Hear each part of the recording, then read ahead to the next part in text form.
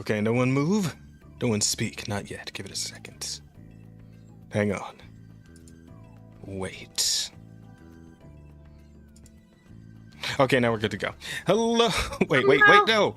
Hang on a sec. God damn it. Rosa, you're fucking black bar. Hang on. Ah. My black bar. What a great way to start. Right? Give me Why a is second. my You know forehead what? being censored? I'm working on it. Because There we go. it's my black bar for my extremely long, uber skinny penis that hangs above my head specifically. I just call that a horn. That's a really interesting bit of evolution there. You know, sometimes I call mine a horn too, Rada. I get that. Hang on. Does yours also make a satisfying crunch sound when you drive it into the heads of other people? It's more of a plap, really, Oh. but it's not something I do that often. So it's been a while for me, and I'd have to reassess and make sure that I'm remembering the sound correctly. Pretty sure it was something a little meatier, though. Rose, I'm back from getting milk yet again. You have no idea how much this means to me. Don't worry, son, I'm Hello, back. Jake. Hello, welcome in. I do need to get cigarettes after this. I forgot. But you need to do She's what? gonna go get more milk at the same time. Oh. Yeah. Ay vey. Okay, so welcome in, everybody, to episode 46 of the Offensive Charm podcast. I am Alex, so most just call me Jazz. I am the charm. We got Rada over there, our second regular host. She is the offensive, quite offensive, to women, mostly, but, you know, in other ways as well. She's branching out. I am a card-carrying member of the He-Man Woman Hitting Club. That's a club to be fucking in. pull. That's a pull right there. I doubt, like, J-Maz probably gets that reference. I don't know if Rosa does. I do get that reference. Okay. I'm gonna pretend to get the reference and laugh. You fucking- Later, go watch a movie called the... oh crap, what's the name of that movie? The Little Rascals, right? Yes, that one. Yeah. Oh, dude, I have that movie. I have that movie on VHS. You should watch That will it, help. right? Cause fucking Whoopi Goldberg is in there, and it's from the era when she was not a massive bitch. So, good I times. wouldn't go that far. Well, I mean, it was Slightly less obvious. less. It was less obvious back Yeah, then. we didn't know about it back then. Yeah. Might be the better way to put it. Yeah, there you go. Yeah, that's us. But of course, you guys have already noticed that we have an old host rejoining. Special occasion. Attracted by our current guest for today. We got Rosa Kodal back in the house. Hi, Rosa. How you been? Howdy. I'm doing phenomenal. Glad to hear it. And of course, this ensemble cast would not be complete without our special guest for tonight, the one, the only, J-Mez with the giant head. How you doing, buddy? Yes, hello. Thank you for having me. I also am offensive to some people. Basically, anyone that doesn't like firearms or purple people. Apparently, I get a lot of people angry about me being purple when I post on Twitter. So, that is weird. That's kind of racist. Because you're not really even purple. It's just like your hair is purple, right? So. well, the eyes too. Stop being racist. Are people who don't like firearms actually people? You No, know, they're they are biased. no, they are people, and that's why it's so bad that a person could stoop so low. Okay. Oy vey. I mean, to be fair, I'm also pretty offensive when you really think about it. I've definitely gotten up some people's asses with my opinions and such. So, yeah. He is in fact the king of cold. Metaphorically speaking, Rosa. Or that's what he Oy wants us vey. to think anyway. I don't. You know, You have to I think just about like that I one. can't really say because I've never like, so it's like, would I like it? Would I not like? Would that be a thing I'd like pursue per se? What? He's thinking about this seriously. Yeah, it's like it's like anal is compared to vaginal. Like what's the Wait, what?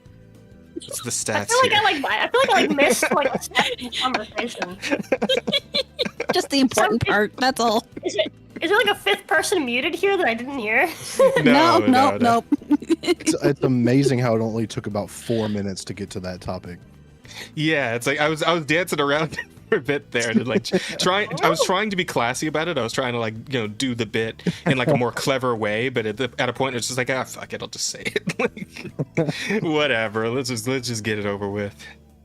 That's what she said. The first couple minutes, we should be good. Oh, anyway, yeah, true.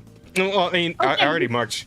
I already marked the stream. Recall on the set. That's crazy.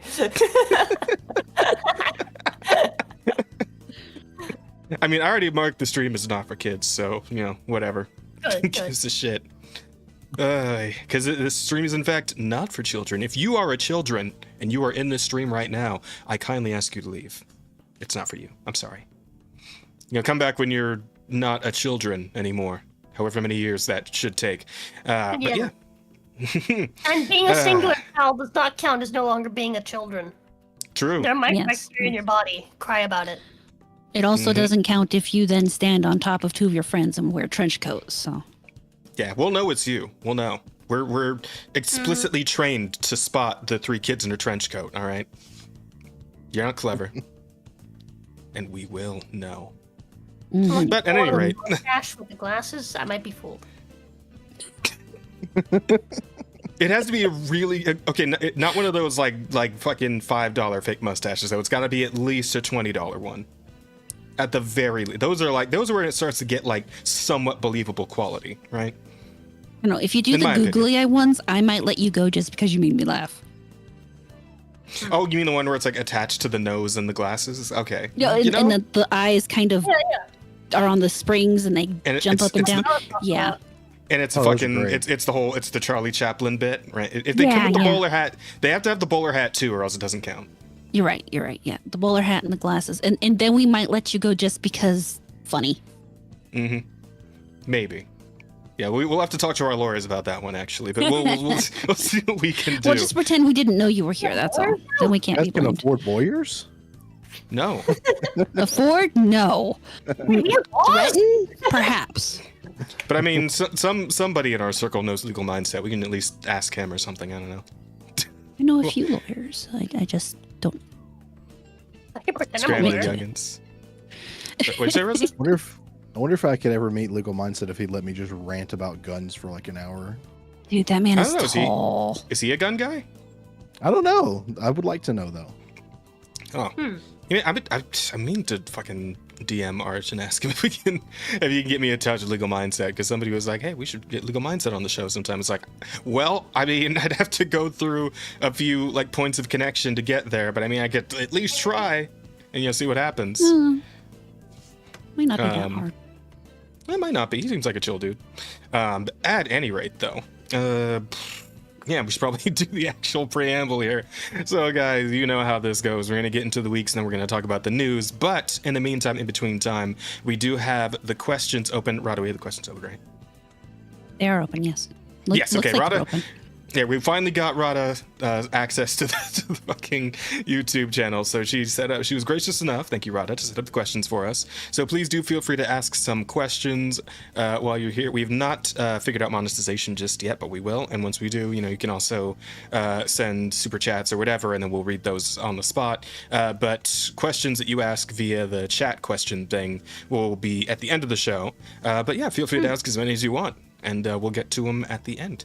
If we can set up monetization today, we'll also see if we can get the shirts available. Yes, we have a special surprise, and I'm gonna save that to the end. I think we should save that to the end to show them the art that has now been. Yes, the art for the shirts, the first shirt that the podcast will be offering, has been completed, and we will show you guys that at the end of the show. So please do stick around until the end. And if not, I mean, it'll always be on the VOD. So, if you have to sleep, like a bitch, then, go ahead and feel free. It's fine. No one's going to give you shit for it. Have full-time jobs. Tisk. Jobs. If you fall asleep, I'll know job? that you're one of the children's. Yeah, exactly. Because only children sleep. They do need to grow big and strong, which is, of course, why Rosa is still small and weak, because she didn't sleep very much as a child. I was told milk was enough. No, listen, the milk. Not if it's I only drink milk. so much milk. My Did bones you eat are your hard, vegetables but though? They are not long. Because you were supposed to eat your vegetables too.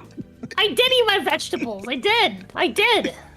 But see, what you forgot, the part of the equation you missed was that the sleep is to like help all that nutrient like gestate properly and empower you, right? You If you don't literally sleep, grow Yeah. more when you're if you don't asleep. sleep, That's why you're then so all you small. do is all you do is piss and shit out all that energy, all that power that you could have, added to your actual stats. But because Oh, you piss and didn't shit. sleep, And I use it. I use it on Because my noggin. My brain didn't- uses it.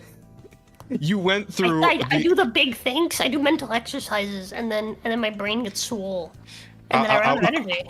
I'll put this in a way you can understand, Rosa. You went through the entire game without sitting at the bonfire, and so the souls just built up in you, but you weren't actually able to use them to boost yourself. They just sat Yeah, there. it's fine. I did that. I still won the game. Fuck you. Oh. Also, in Dark Souls 2, I don't need that shit. I got a sexy bitch to help me level up. Shit. Fair enough. Fair point. So what if I sorry put for my not- points into adaptability? Sorry for not being American. I'm so sorry for podcasts starting at 3 a.m. for me. Well, I will It's say, okay, Taiping, to start with Taiping, you should be sorry for not being American. That is true. But we will forgive you for that because we are American. And, that's just in our American freedom-loving blood to be very forgiving of others. Despite Yeah. being an American, Even if I they will don't- only forgive you if you actually like the stream. Then I will forgive you. That does help. That gives you And more share forgiveness. it too. Yeah, Sharing is sharing. even better than just You liking get it. you share, you get like triple forgiveness. We have like a fucking Subway scratch card of forgiveness, and like that's like 3 different scratches in one right there. So Yeah, you get forgiveness Keep for in now mind. and forgiveness for later. That's crazy. that's a good deal. It's a great deal. free pass to commit crime. Pretty much. Absolutely. Hear the stream, commit crime. It's like diplomatic. It's like diplomatic immunity. Pretty much. Close Yeah, enough. yeah. When the You cops see, come to if show you them, like show the them the stream scratch and card. share the stream, then you can shoot the people blocking the traffic on the road. Yeah, there you go. That shit is so wild. Oh my god. Wait, what? This is not legal advice. Wait, Rosa, you saw that, didn't you, Rosa? I mean, I thought you What? retweeted that. The fucking people like waving Mexican flags blocking traffic. Oh yeah, dude, to- fuck them. Run them over. I've heard about that. Absolutely. Shoot them. Kill them. Drag their guts from the bottom of your car all the way back to Mexico. We My wife missed. is Mexican, by the way. And I'm sure we- she we- agrees with you too. Does. I love her. This channel has missed Kinda. its extremist edge. Well, not really, but it hasn't been as sharp since Rosa left. But here we go. We're running it back. Extremist, dude. I've been Make- mellowing out. I'm married now. I'm Make married. fun My of wife us. might be pregnant. I'll find out tomorrow. Ooh. Well, Protesters in Maybe your way, run congratulations. them over. Make an example Yeah. out of them. Not an extremist. Yeah, dude. Hey, you know what? Fucking Vlad put it best, dude. I guess I'm just the Neighbors make I'm good lucky fences. to live in an area where that's not really an issue to deal with, I guess. I don't know. I mean, Make I good just- neighbors. Bad neighbors make good fences. yes, Fucking hell. he was just absolutely saying. correct in that. If we started putting Mexican children's heads on spikes at the border, we don't even need a wall. Why's it gotta be children? What the fuck? Why the children first? Well, it Mexicans has are more of an emotional. impact. Exactly. I know how Mexicans work. I She's feel married like to one. I feel Yeah. like in current year, any head on a spike is gonna send a pretty significant fucking message. Like that's Still Old Still a Testament louder style message shit right right now. there. Jeez. in the modern day. So Well, hold on. To be fair, Yeah. Yeah. we do have the cartels over on the other side. They put heads on cars. That's like a whole other level. yeah, Yeah, okay, that's true. yeah. Cartels getting all kinds of crazy shit. So, to be fair, though, man, it was hilarious. Like I another tweet I saw, like some semi-related, I suppose, where some chick on TikTok was like writing something about the U.S. Military doesn't want to fuck around and find out with the Mexican cartels, and I'm like, are you fucking free? Yeah, I think that's really funny. I think that's really, really funny. Dude, the amount of people that are like trying to like applaud the cartels for some reason, It's like, dude, you know, fuck you, man. Fuck you. Fuck your government who's trying its best to get rid of them, right? That's It starves them maximum out. level cope Like, to try and like be on like the go cartel fuck side. yourself. Yeah, Well, dude. Like, top 10 ways tell me that we should fucking deport your ass. Fuck out of here. I mean, it's that, but for me, even more, it's the how do you not think that they would just get immediately annihilated by the American the American military came out in force against the cartels, like. Dude, did you see like Trump hydrogen It would not bomb last versus very long. coughing baby, right? Like, what are you talking? Did you see that Trump posted fucking videos of him fucking bombing the shit out of fucking terrorists? He did. Yes, I saw that. He just posted that shit on Twitter like a fucking like Call of Duty kill cam. It's the funniest shit ever. It's just like, it was like a huge statement like, hey, just letting you guys know, today I ordered for the bombing of these locations with these terrorists. We're gonna kill them without killing any civilian life. We're gonna crumble the caves that they're hiding in on their heads so that they like fucking suffocate to death into the rubble. Right? When did he post this? It was a Like a couple few days days ago. Yeah. And then he followed it up by quote tweeting himself with the video footage of it. Yeah, the freaking looks like I'm looking at it now. It looks like a freaking Call of Duty. Yeah. Yeah, dude, straight up like a Call of Duty like airstrike. It definitely feels like there's a bit of a warpath mentality going on. I don't know if he might Dude, still be salty about the last election, but The fuck around and find out is real, dog. man's really fucking full on Holy like shit. quoted fucking Taken. He was like, "We will find you and we will kill you." shit's At the crazy. end of his post, go look for it. That's word for word what he says. We don't need to get into all that. That's fine. Fucking hilarious. All right, let's get back on our proper path here. So, Jamez, this is your first time here. So, how we typically do this is we start by talking about our weeks, whatever we've been playing, watching, reading, any of that shit, or whatever's just been going on in life in general. If you'd like to get into that a bit, not as much as Rosa though. Rosa she'll give you like the entire like rundown of every by single blow. day and every event in every I have single good day. news. She'll go. I can go first. And I'll make it Oh, real yeah. quick. Okay, yeah. So Rosa can be our example. So go ahead. Okay, you ready? I went to Miami. Yeah. I went to Miami for a day. Okay. We cleaned Petha's car. Mhm. I got to see my cousin and both my sisters and both my brothers all at the same time, which was like, that's never happened before. That was pretty awesome. Yeah. Party. And Houseman too. Somewhere along the way. We got to see Helmsman on the way back. Nice. I got to see the giant car-sized fucking drones that have been flying around America. Wow. The Are they unknown, actually that the big? unknown, unidentified drones. Like I think Didn't they admit that those were actually like military drones? did they? I'm pretty sure they Not lied. yet. I think it was the I forgot what it's called. I'm in the middle of talking. Sorry. It was the FAA, I think, was like, okay, yes, we lied. We do know what they are. They're fine. Ignore them. Right? After preemptively beforehand saying that they didn't know what they were. So either they lied then or they lied now, but either way, I don't trust them. Either way they like, well. yeah. Fair. Yeah, exactly. And so, The I weather got to see balloons. some of them. I saw like 20 of them on the fucking way, on the way here, like around like Daytona. That was crazy. And a guy tried to kill me. A trucker tried to kill me and my wife while we were on the way back. Oh. We were gonna pit my Ross off the road, but we Yeah. got back. We sold her dad her car. We bought furniture. We have furniture now. A really nice old lady gave us a bunch of free shit from like the fucking like from like the 60s and the 70s and the 80s. That's cool. Just a bunch of really old like well-made shit. Some of which is probably poisonous. Oh. It's Probably. been around Yeah. this long, it'll probably be fine. Yeah, it's fine. It's a lot of it's cookware. That can't harm me. Depends on Yeah, how you hard don't you swing cook. Yeah. But It could harm Patho though, so you really might want to look into that. yeah.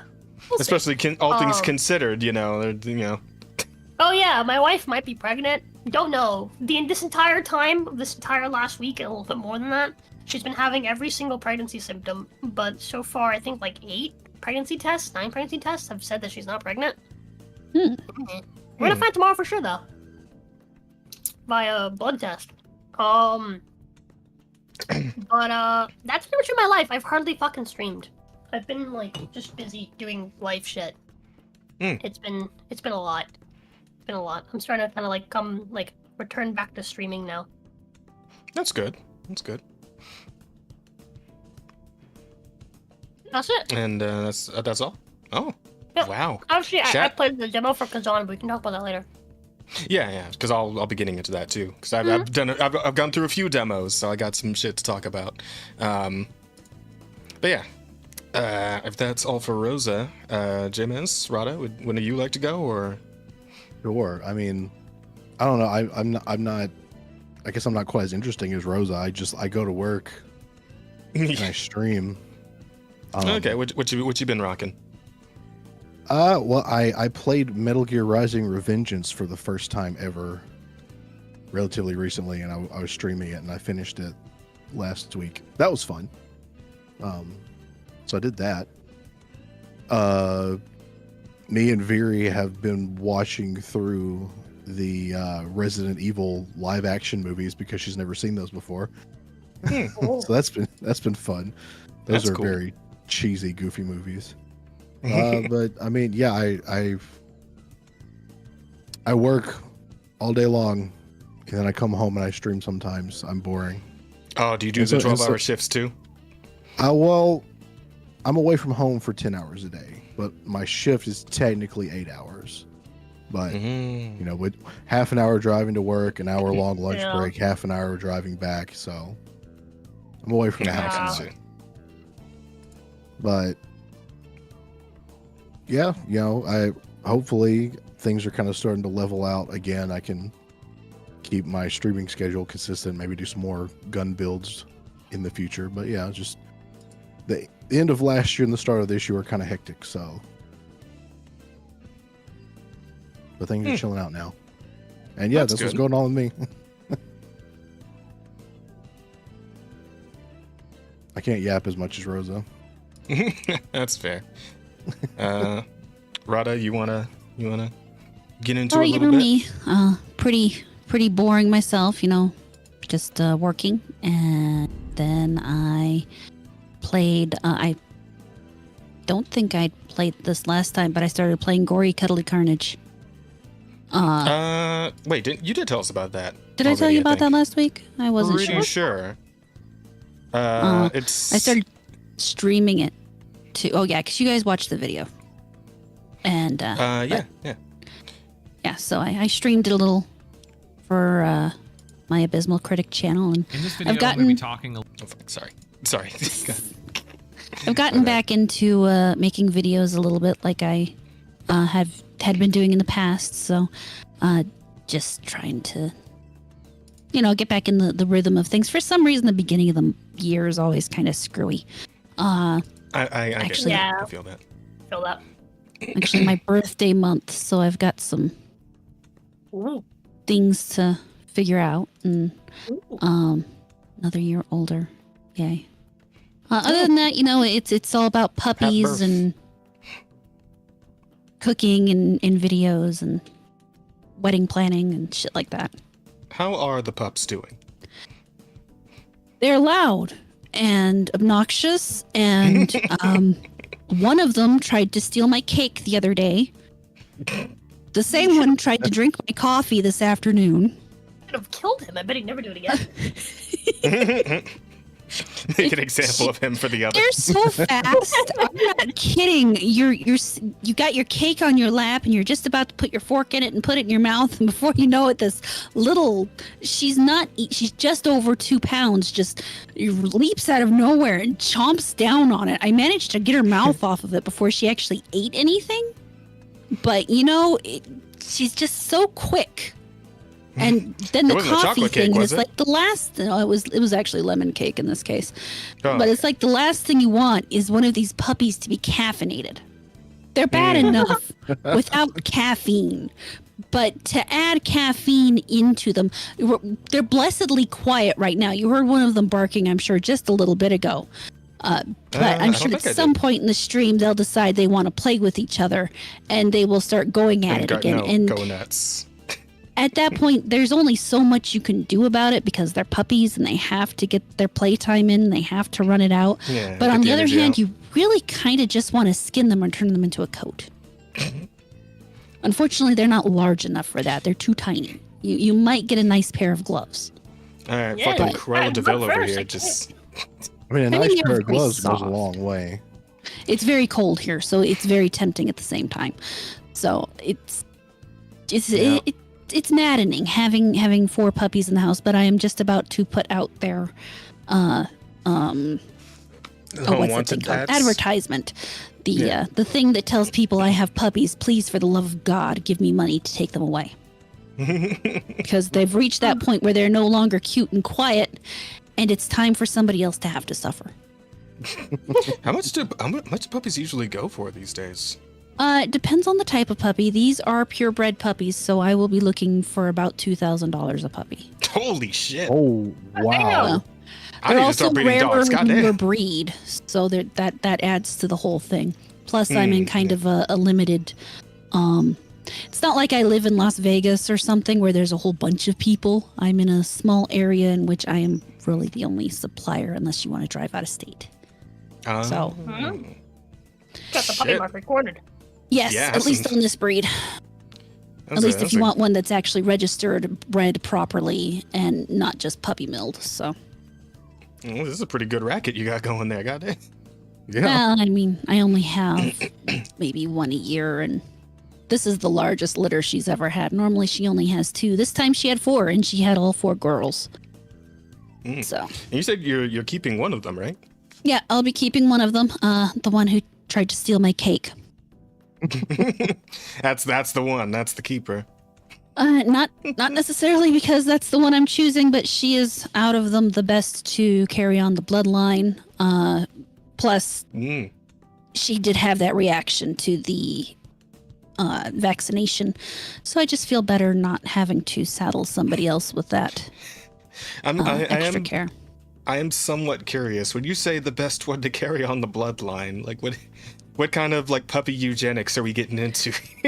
Well, you pick one that matches the overall standards for the breed the most. So her ears stand up properly. She has a proper. Shut up. There they go. A proper scissor bite. Her stature's right. Her tail curls up over her back appropriately. Her markings aren't all wonky. Just the best dog that you can pick, and hope that any problems that occurred in previous dogs don't follow through. And plus, she has the best. Breeding jazz. Yeah, I know. I'm being facetious. I No, know it is really puppy eugenics. When it comes to breeding dogs, it is absolutely fucking eugenics. The only thing I don't like is people who. Huh? It's really like that's when it comes to breeding any animal. It's like whenever I talk about eugenics, people are like, "Oh my God, Rose, are you Hitler?" It's like, well, okay, let me explain to you in puppy terms. Does that make you feel better? I mean, we've been breeding for the animals streets. forever, so Yeah, exactly. It's not a hard concept to understand. All of a sudden, you're talking about animals, and they're like super cool, and then you bring it up in humans, and all of a sudden you're the bad guy. I don't get it. Yeah. All of a I sudden, think it's they a might problem if you want to get rid of the weak children and only keep the strong ones. You don't have to get rid of the children. Just remove the warning labels. Just They'll weed themselves out. Listen. I mean, it worked for Sparta for a while. Dogs, when you talk about breeding humans, all of a sudden, you can say that. Listen, guys, I'm not gonna say the Hunger Games wasn't dystopian. However, but I'm just saying that maybe there was something to it. Maybe rework it a little bit. The only problem with the dystopian society is occasionally they carry it just a tiny bit too far. They usually have a really good idea going until they just take it that one step too far. Yeah. I mean, we all know that the only person. We all know the only person in existence that is qualified to be like a de facto dictator is me. So no one else can manage it. It's just how it is. Mm. Hmm. But I'm sorry, Rosa, you'll never forget what? Oh, I was gonna say, I'll never forget the time that I was talking to chat about evolutionary psychology, Mm-hmm. and then they were like, "Rosa, this is really, really close to Hitler's talking points on eugenics. Rosa, you might want to see the video. Rosa, you're gonna get in trouble for saying this." It's like, but it's true. But I'm right. Everyone was like, "Rosa, wait, Rosa, wait." I'm not thinking you put all the weak How children am I of it to supposed to battle know each that other. Hitler But... was right sometimes? You think I read his shit? Anyway, sorry, go on. It's funny. Those situations always seem to happen to non-white people too. So they're always the one that are saying that they're bringing up those talking points. Oh god. Okay. Oh man. Fucking shit. It's just like, it's like there is something to be said for survival of the fittest. It is a thing. It does work. It does happen. You know, even if you don't. There's no real way around it, right? There's always going to be survival of the fittest, even though we are a species with more pronounced empathy, right? So we want to make sure that even those who aren't necessarily the strongest or the smartest or the whatever, this, that, and the other, still have some way to exist, right? But that you can only take that so far realistically. I hate you hate to be the guy to say that because everyone starts looking at you funny, but like, you can reasonably only take that so far before planes start crashing out of the sky. All right, like we got to rein it in a little bit here and there. I mean, you're not wrong. I'm not sure anybody here will disagree with you on that one. Yeah. He's what 2 planes within the span of less than a week? Something three. like that, yeah. 24, less than 48 hours, I think. It was 3 planes in 4 days. Wait, there's a third plane? There's a I didn't know third about the plane. third one. God, if we put eugenics in the title of the podcast, you think we're gonna Eugenics come is for us? actually And they'll be fine, puppy eugenics, and you'll be good. puppy I eugenics. think the potential title I was thinking of was the argument for eugenics. just Fine. The argument for eugenics dogs. lies in puppy breeding. For dogs. The argument for, and then you put in parentheses, puppy eugenics. yeah, or yeah, everyone- perfect. Everyone loves eugenics until you stop talking about puppies. Well, that's too long. That's too long. I'm just gonna put that in there. Eugenics. Hang on. Fuck. God damn it. My illiteracy. It comes back out every so often. Part of being Can't a escape VTuber. it. Yeah, let's go with that. Hey there. It's not because of Murph. genetics that you can't spell. Yeah, of course They were not. born one day before English is my best subject, as a matter of fact. Orbital. Orbital. David, when DEI was implemented, just saying. Fuck, you know. Yeah, fair enough. Fair enough. If you have a moment. Oh, that's. Yeah. Thanks, everybody. There's often. Yeah, just, meanwhile. No, you're good. Okay, so.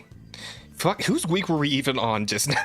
It was was the mine. Marauders, right? Okay. That was So mine. are you wrapped up? Are you done? Yeah, no, that was it. Puppies, video games, making videos. Yeah, that's it. Gotcha, Wait, gotcha. hold on. I have one thing to say though about what Orbital said. Okay. Technically, DEI was not implemented, but also the Muslims are included in DEI, so technically it was DEI at work. Mm. Fucking hell.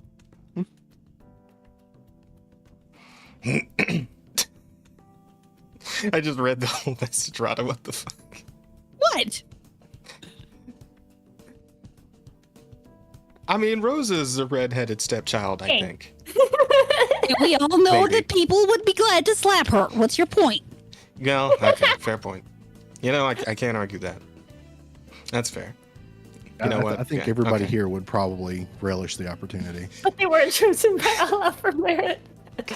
I feel like the dude in the courtroom when the South Park kids are explaining why they should be able to call someone a fag, right? It's like, remember the guy was like, this is This is making an incredible amount of sense. Okay.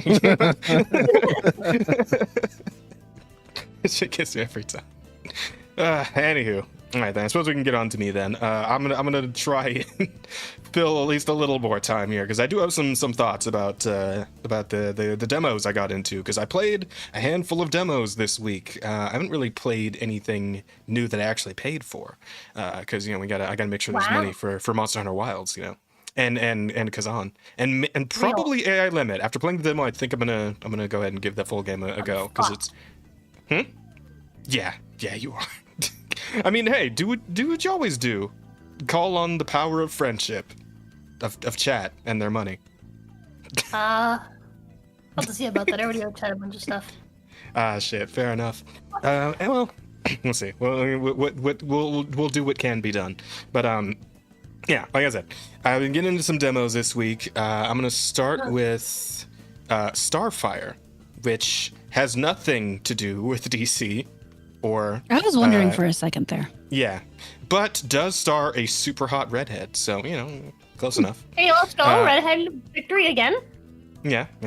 Let me make sure chat can see this because I'm gonna show the gameplay on screen. Is this one? Yeah, there we go. Okay, cool. Is that? No, it's not. Okay. Yeah. So. The redheads are winning again. Yeah. So someone's just gonna be running through the demo. This is an interesting kind of thing here. It is it's a roguelite side-scrolling beat 'em up, and it is very fast and very frenetic, and honestly, it was quite a bit of fun. I was digging it. Very interesting. It also has like an elemental system, and like different elements can mix together and do all kinds of crazy shit. I only did a couple of runs, but it's pretty cool. I like it. And of course, the main character is pretty hot. So I'm down. I'm gonna give it another. I believe this isn't actually out yet though, because it's just the demo that's available on Steam, and I believe it said that it's aiming for Q2, so I guess sometime in the spring. But yeah, game feels pretty good. It's actually it flows pretty nicely. It's also and of course like every action game these days, it's got a fucking perfect dodge mechanic that like slows down time. It's got like the Bayonetta shit going. Yeah, you kind of saw it there for a second, but yeah, it's good. It's good. I like it. I'll probably give it a go as long as it's around like $20. Feels like a $20 kind of game. 30 at most, I would say. 30 at most would be reasonable. It's solid so far though, and I'm interested to see like what all will be available once it's in full release. Because at the moment there's only three weapon types so far available in the demo, but it looks like there's going to be like 10 different fucking weapons you can mess around with. So yeah, that's cool. And like again, game feel is good. Yeah, I can play pretty much anything as long as the game feel is good. So yeah, is what it is.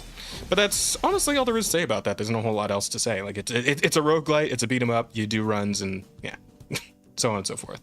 Yeah, it's all good though. Now, I don't know. Should I talk about AI Limit first or Kazan first? I'm going to step away just one moment. Okay. What did you say, Rosa? Should do AI Limit first, and we can hop on Kazan together at the end of your. True. Actually, in that case, because there was one other game in between those. Before we get on the Souls games,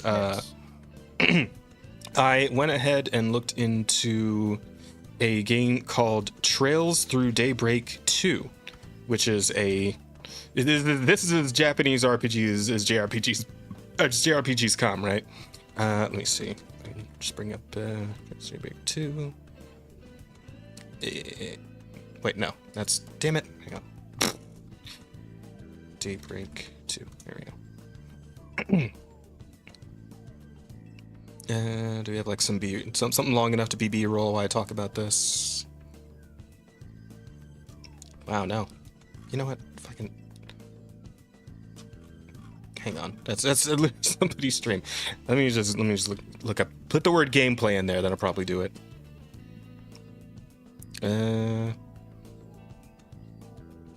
Yeah, let's do the fucking hour long one. That's fine.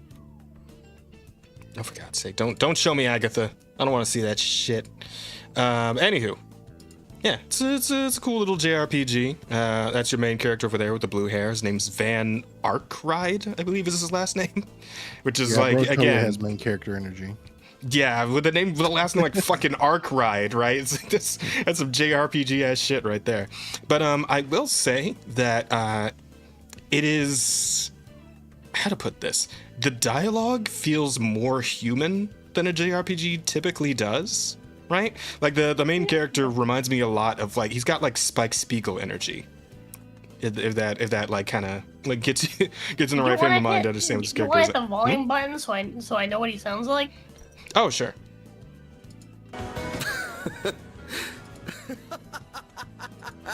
Hey, why are you laughing at me? I'm not. Just wondering who's really the roundabout one here. You're the same as ever, Elaine. Actually, I take that back. You've changed a lot, haven't you? I suppose I have. I mean, it sounds Although I like think pretty that's to be standard expected, JRPG and all dialogue. that But happened last year. Well, yeah, this part does, but there's like different moments where you get a little more like humanish sounding dialogue. That was not one of them. That was not a good place to unpause, but it is what it is. Like if you actually try out the whole demo, you might get what I'm like trying to get at. But yeah, it's neat. It's cool. It's interesting. The actual gameplay, it kind of reminds me a little bit of what is it? Fucking Metaphor, right? Where like weaker enemies, you can kind of just dispatch them like action combat style, and then stronger enemies, you go into like an actual turn-based RPG kind of thing, right? And it's got the flash, it's got the cool animations, it's got all that good stuff, and I do appreciate that in terms of the actual like the way the attacks are named. There's a little bit of that fucking like Dragon Quest like pun shit in there, where it's like the normal super moves are called arts, right? And it's like, okay, fine, like martial arts, cool, got it. And then like the next step above that, there's kind of like 3 levels of this. You can think of like level 1, 2, and 3 supers in Street Fighter or some shit. But level 2 is called crafts, right? So arts and crafts. It's yeah. So yeah, and so we're doing that stupid shit.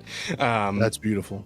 Yeah, and that's really interesting. And it's like, but you know what really got me, right? And it's the way the story kind of works in this game. And I don't know if this was also a thing in the first game, because I never played the first one. But somebody's like, hey, you should play Trials Through Daybreak 2, and it's like, yeah, sure, why not? I like RPGs enough. I'll take a look and see what the fuck's going on. So later on, after the whole setup here is that you're this guy is like a private eye sort of deal. And this chick comes in to tell him that there's been like a string of weird murders going on in town. So you got to go out and start investigating and all that shit, right? So eventually, you come across the murderer, and it's a fucking JRPG monster, right? And you got to fight it. And as you're fighting it, you're like, wow, this thing does kind of a fucking lot of damage. I wonder if this is a fight I'm supposed to lose. Like one of those, right? And I'm like going at him, and I'm going at him. It's like, oh well, I'm getting his health down. It's kind of working out. And then all of a sudden, he just one shots both characters. It's like, oh, okay, yeah, I was supposed to lose this fight. And then it goes into a cutscene. I'm like, okay, so I guess like we're all beat up, and it looks dire, but I'm sure some other character is gonna show up, and or do Deus Machina. We're gonna be okay, because it's like the first fucking chapter of the game. And then both of these characters get fucking impaled and die. So. What? Right, and it's just and then in big red letters, just dead end. And I'm like, oh, all right. And then you go back to a fucking like Detroit Become Human-esque flow chart of the events that led up to that happening. And you go back to like a critical moment where you're talking to like some other previous party members, and they're like, hey man, you need some help with all that shit? And he's like, no, we got this, it's fine, right? And then you say, actually no, fuck, we need help, come with us. And then you do the fight again with a full team of 4, and it like the entire thing changes, right? And it's very interesting because like there's like inklings, like it kind of hints that the characters kind of know what's happening. Like this guy, like, he's like, I got a feeling that something about this is gonna go really fucking wrong if I don't handle this interaction properly. So it's like it's like a weird Groundhog Day sort of thing going on, where they kind of know what's happening. And later on, during the fight against the monster, when it uses the attacks that killed them the first time, they're able to avoid those attacks, even though, you know, they shouldn't have known what was happening, but they kind of like sort of have an inkling, right? So I'm like, okay, what the fuck's going on here? How's this work? Is the entire game going to be getting murdered and then going back and like doing the other path to not get murdered? And it's like, okay, that's kind of a cool like new concept that I don't think I've seen in many other like let alone RPGs like other video games, right? Aside from, I guess you could kind of count Dark Souls a little bit in that regard, but I mean, in this case, it's like an actual different story beat, like a fucking a separate fate, right? A fork in the road. Pretty interesting concept. Like, Yeah. first you said turn-based combat, and I was like, oh no, turn-based combat. But this made me actually more interested in it now. Yeah. So it's kind of it does seem interesting. So I don't know if I'll like get it anytime soon, but it might be something I circle back to and like see what's going on. Plus, if it's like the same deal with the first game where it's like, you know, same kind of mechanic, then yeah, I'll give it a shot and see what's going on. Though I will say, when because they have a video in there that's like, hey, would you like a rundown of everything that happened in the first game? And I'm like, yeah, sure, why not? Just give me the cliff notes, right? And the amount of like nonsense fucking proper nouns that it threw at me, I'm like, oh, okay, all right. It's like, what? oh, like just random ass like words that are supposed to they're supposed to mean things like, and then he acquired the Grendel form, and then this other guy shot out the Tower of Limbiscus or whatever you know, just all kinds of like I made that one up. That's not actually in the game, but like it's just all these fucking like names and like places and concepts that like, yeah, it's like, what the fuck is any of this supposed to mean? So it's like I'm listening through like my eyes are glazing over a bit while I'm like listening through the recap of the first game, and I was like, okay, sure. JRPG, power friendship, whatever. Right? I got it. Thank you. Just move on. So, you know, maybe a little more context on all that by actually playing through the first game will help, but I don't know. that is what it is. It's something. Anywho. Yeah, so that was fun. It was an interesting little aside. Now, getting into the Souls type shit, right? Let's talk about AI Limit here. This is a game that I thought was going to be I thought this was going to be Code Vein 2, right? This is not Code Vein 2. This is... It's got that aesthetic, though. Yeah, it does. Well, I mean, it's anime style, right? Like, you know, all the anime games kind of have that sort of deal going on. Although I will say, like, the way the shading is definitely a little more Code Vein, or like fucking Scarlet Nexus, if you ever played that one. Yeah, or that's aware what of I it. was thinking of. I like that one. Yeah, Scarlet Nexus was good. That was fun. This is, and if I can put this like as clearly as possible for those who have played Souls games, this is Dark Souls 3 born. Right? Like the attack animations, like a lot of them feel like they were ripped straight out of Dark Souls 3, and the dodge system, as you can see, is just it's the Bloodborne quick step, like even more than Kazan, right? Like it feels 100% like the Bloodborne quick step. And you got weapon arts from Dark Souls 3, and you don't have it right away, like you have to go a little further into the demo to get it, but you have, I have a very important question. Mm-hmm. Is Yes. there character creation? No. No, there is not. But I mean, I feel like you'd still vibe with the main character, because I mean, it's a girl with short white hair and red eyes, right? That's essentially just Rosa and Jenny combined. So I don't know. But anywho, Maybe not. yeah. What's up? Who's that? Oh, okay. But anywho, yeah. So there's that, and there's also a, how to put this? There's a parry. It is not a Sekiro parry. It's not Kazan. It is a Bloodborne parry without a gun. Like you just do it with your hand, pretty much, and it crumbles enemies, and you do a big stab with your hand like you do in Bloodborne. So. I'm in. Yeah, so like I'm telling you, this game feels very much like it's just straight. Yeah, you should definitely at least try the demo and like see how you feel about it, because again, it's a free demo, so might as well. And then there's also a mechanic where some enemies, when you kill them, you will get like a new skill. Like as you can kind of see right here, this enemy you fight is like a robot man, and after you kill him, like during the course of the fight, he's like shooting fucking lasers at you, right? And then once you kill him and beat him, you just get his laser ability, and you can fire lasers at enemies. It's a railgun, and so it seems like other like enemies will like give you a similar kind of thing. There's also this thing, right? This is called the sync rate meter. This is essentially like your magic meter, kind of, and it doesn't refill on its own. It refills by hitting things and like doing parries and like well-timed dodges and shit. There's not actually like a precise dodge like there is in Kazan. It's straight up a Bloodborne, right? It's just you get out of the way and you're fine. But what I think you'll like, because I know you had a bit of a point of contention with Kazan with the stamina system. This game, there is no stamina system at all. Okay. You can just go fucking nuts. You swing, dodge, whatever. There's no stamina at all. Which I don't know if this girl's supposed to be like a robot or something. I think she's a mud monster. Like I don't like What? every time you die, your body like dissolves into mud. And Mud? also there's life gems, but it's literally a ball of mud, and you eat it and it heals you. So I guess you're a mud person. Okay.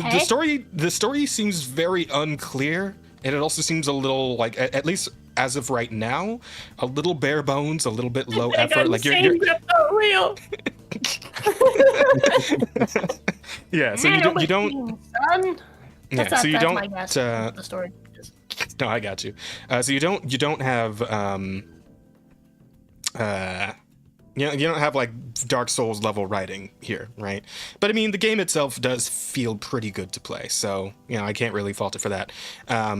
But yeah, like you're like using your super moves, like your parry and your railgun that she just got. That's all tied in with your sync rate, right? And the higher your sync rate is, like if it's at 100, you get like a stronger version of it. But if it's too low, it just doesn't work at all. So you gotta that's the one thing you have to keep in mind when you're like going in, because the game's kind of, since you have no stamina, the game is kind of aggressive in the same way that like Bloodborne would be, with like healing back damage you take if you attack soon enough, that sort of thing, right? But it's all tied into your actual like magic meter, and instead of your health bar, right? So there's more emphasis on that. And like it just you went to the parry there and you fucked it up. Let's see if you can get it. I think he's trying to. Oh, no, come on. You can do it, buddy. Well, he's going to try and get... Come on, you can get it one time, just so we can... No. Come on, you can do it. There it is. Okay, There you yeah, see? go. Bam. Okay. Yeah, Oh, that's straight up Bloodborne. Yeah. No transforming weapons, but there is the weapon swap attack. Right, where you can weapon swap as part of your combo and immediately swing with the other weapon, because as far as I've seen so far, there are like I don't actually know how many weapon types there are in the game. The cool thing about it is that once you play the main demo, you then get a boss challenge mode in which you're given like a bunch of different armor sets and weapons and skills and magic and all this shit, and you get to practice on a fight that is similar to what's her face in the Astral Clock Tower, I would say. Ooh! Okay. Yeah. I'm in. I'm sold. I'm sold. You've sold me. Yeah. And I wonder if he's got any footage of that fight, actually, because probably near the end, if anything. Yep, here we go. So yeah, so this is the boss fight you get to do. I see. I see it. Yeah, you also get... I see it. Yeah. I see it immediately. Yeah, no, it's in there. And you notice that the certain boss enemies also have like the same meter that you do, so you can kind of like try and like beat it down out of them to get them to break. So like some bosses, you can like if you parry them once, they will immediately crumple. This one you got to get a few in before she'll actually crumple. Hunter of Bladers? Hunter of Blader, because yeah, that's what you are. You're a blader. Which sounds very, it's not great. It could be better. Sounding. It sounds like you would Yeah. call someone that uses Beyblades, you know? Yeah, it's not great, but But listen, the amount of proper nouns that are like actually available these days for the player character, right? We're getting low. It's getting low. People are starting to have to get real creative about how to. Hey, hold on. Why does she look different? Why does she look different? Why does she look different? So there are like the like armor and like head. So there's only two pieces of armor, right? There's the body and the head, and some of the head pieces will change the style and color of the hair. But you're still gonna be a girl of about, well, Rosa-esque height, I suppose, to put it bluntly. But yeah, so you have a little bit in terms of like cosmetic customization, but in terms of actually like changing the way the character looks, like in terms of face or dimensions of the body, you can't really do anything with that. But there's some stuff in there. There's a little bit. But yeah, the game feels pretty good. It's absolutely just ripping the fuck off out of FromSoft, but it's taken a lot of the good stuff in there. I don't think you've ever used it, but it's funny. There's a spell in there that is like a giant lightning hammer. I swear to God, that's a miracle in DS3, isn't it? I feel like I've seen something like that in DS3, where you just pull out a giant lightning hammer. Or was it Elden Ring? It's not. Yeah, I think you're thinking of Elden Ring, and that's a spell. It's not a lightning thing, but it's that branch thing is supposed to be like the bonfire, and that's straight out of Code Vein too. Yeah, that's the bonfire. You don't drip your blood on it though, so it's different. It's legally distinct. Legally distinct souls, okay? But rollerblader, yeah. It'd be crazy if that was like a weapon type you could get later on or something. It'd be wild. That'd be hot. Wait, hold on. That'd be fucking cool. I just had a brilliant character idea, but I'm not gonna talk about a roller. Somebody used like a rollerblades as a weapon. Doesn't what's her face in Ruby do that? The monkey girl. No. Kind of. I was thinking ice skates though, specifically. Gotcha. Okay, I mean, that could work. Although, I mean, yeah, with the lack of ice in most locations, I mean, I don't know how practical that's gonna be. Shut up. I mean, the world itself in this game is giving Code Vein vibes with the. I mean, yeah, absolutely. But unless this character has like the power to like make sheets of ice wherever they're standing, yeah, that could be like a zone. I'm just saying that could work though, because then you're making it harder on the enemy while making it better for you at the same time, right? That would be pretty cool. That's not what I was thinking. I was thinking like, I don't know, it's like magical ice skates. Boom, done. Yeah, and then you fight this fucking guy at the end of like the main demo, and this is just fucking Vort, but then he kind of, or not Vort, it's god damn it, what's Gundyr. You're just fighting Gundyr, but then he turns into Vort in like the second half of the boss fight, so that's a little wacky. But yeah, I mean the game feels pretty good. It's very responsive. The timing works out really nicely once you nail down the parry. Like Gundyr's attack patterns. Yeah, yeah, absolutely. But yeah, once you nail down the timing, it's pretty solid.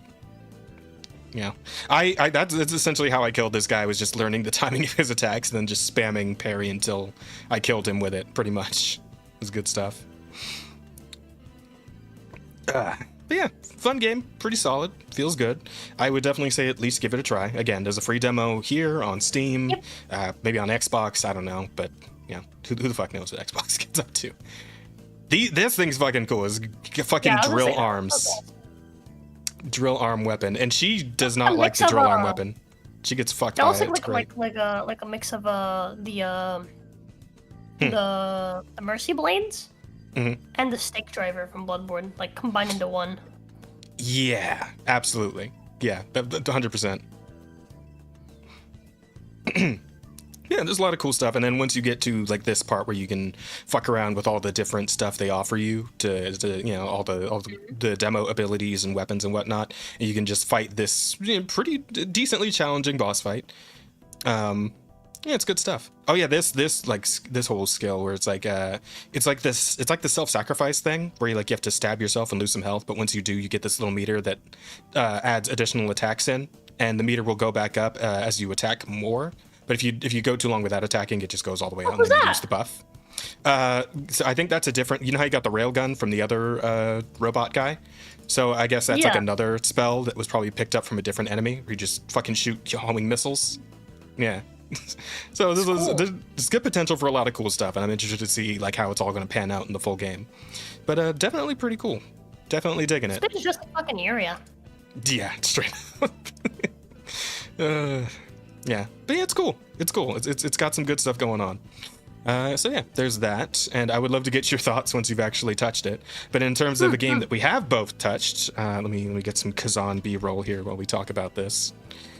Yeah, we both touched it. We did at the same time, even Like, Did you rub it slowly and sensually? a little. bang it against my table. Nice. Well, yeah, we'll just go Nice. 15 minutes here. I haven't done this to my wife yet. Yeah. So, what to say about Kazan? Game feels pretty fucking good, in my opinion. I like it. I like the setup. Kazan is... It's Sekiro-born, I guess?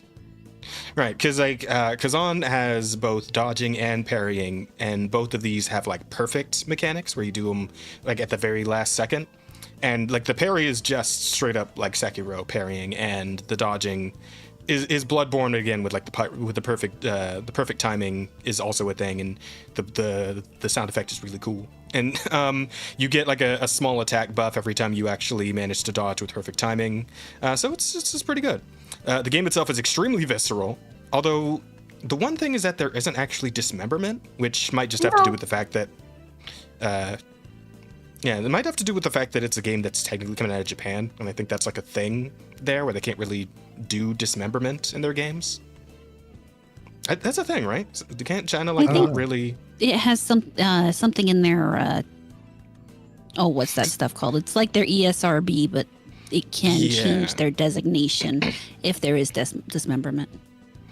Yeah, and then isn't there something about like skeletons? Like they can't have skeletons, or I haven't seen like, anything or is about it- that in my casual viewing of that stuff, but or maybe I it's do the know ragdoll that there are mechanics. things Like you about can't. dismemberment. The game is 'Cause I'm- cool, but there's things about it I don't like.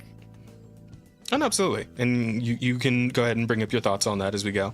I'm just like talking about the good points that I liked. Yeah, game feels really good, very visceral. The hits are chunky, and the cool thing that I haven't seen in like I don't think any other like Souls-like game, at least up until now, is the fact that like damage you do with your swings to the enemy appear on that enemy. Like there's no dismemberment, but you can see like big fucking gashes. Like when there's like a Yeti in the game that you Yeah, fight, like that's several cool. of them, and you'll see like the massive slash marks on them, and they'll like be bleeding profusely and shit.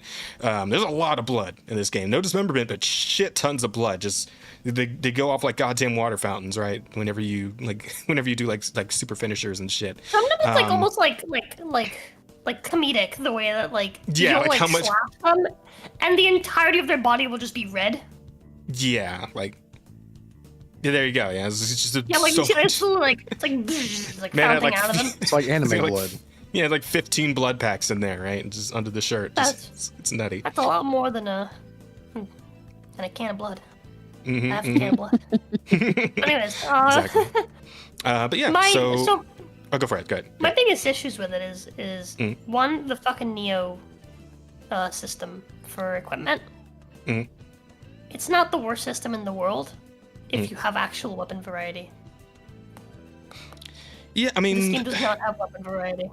so all we've seen so far is the dual blades, the greatsword, and the spear. I don't know if full game's gonna have like other options, because I feel like that's all we've seen also in like any gameplay or any like reveals so far. That's all they've really Yeah, shown exactly. off. So I don't know if there's gonna be more than that. The fact that there's like different skill trees for each maybe makes me think maybe no, but I mean Neo had different skill trees for all their weapons, and they had like what Yeah. 12 different weapon types, something like that. In Neo 2 Yeah, at they had a least. bunch. Which Yeah. is again, it's not a system I like. I'm not a fan of the like, oh, you find this weapon, it's a cool weapon, but then you find one that's the same shitty weapon that you've had, but it's slightly Mhm. higher level. Like I hate the number go up system for equipment. Mhm. I'm like, please stop it. Stop doing that in games. But it's made okay-ish by having weapon variety. If you have number go up system and you only have 3 fucking weapon types, and they're all just the same weapon basically, but they look slightly different and they might maybe have like a set bonus if some of them do, which automatically makes them better than the rest. Like, it's not. It makes it feel really interesting real quick, right? And then on top of that, like, most of the abilities for the weapon aren't even like really cool abilities, stuff that you can unlock. Most of it's just making the weapons actually combo, because they don't combo naturally. Which is another thing I don't fucking like. They did that in fucking Stellar Blade. It's the same fucking shit where it's like, I shouldn't have to invest into the combat feeling like, you know, good on a basic level. I should be able to invest in, you know, cool shit, right? But not in like the basics of combat. I shouldn't need to invest in that. And so it feels kind of like, you know, obnoxious that, like, again, the combat, they just straight up doesn't combo. Like you can combo your light attacks, you can combo your heavy attacks, but there's no attacks in between, right? And so, like, you have to, like, unlock all that shit. You can't just, like, you have awkward pauses in your combat by default. Your basic combat sucks. So that's another issue I have. And the last one is just, please stop giving us Sekiro likes. Nobody's good at it. Nobody's good at it. Nobody's good at making good Sekiro likes. Nobody's good at doing like a parry system that feels good, the way that it does in Sekiro. It wasn't good in fucking Stellar Blade. It wasn't good in fucking Lies of P, and it doesn't feel good in this game. Stop doing it, please. Stop. I mean, I'm not as bothered by it. I mean, I feel like it's reasonably responsive, right? I mean, the timing's not that terrible in my opinion. Though I do get you. And if it's where sick of it. And it doesn't make Fair it enough. more fun. It doesn't make you think more. It makes you stand in front of the enemy and press a button over and over again. Yeah. Though I mean, there was the option to just use dodge for the whole game, right? You could just do that instead of parrying. I guess. Because dodging is effective. Like I have done some fights where it's like, what if I just dodge and don't even bother parrying? If I just dance around him, would that work too? And for the most part, it does.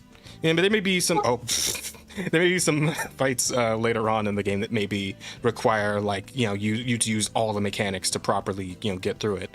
But I mean, at least for the early bits, you know, it seems like not really that big a deal if you just want to lean on one mechanic more than the other. Yeah.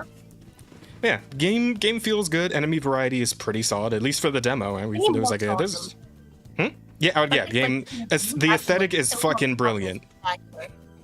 Like, yeah, because I was telling Rosa, it's like, yeah, if they ever make another fucking Berserk game, they should get these guys to animate it, right?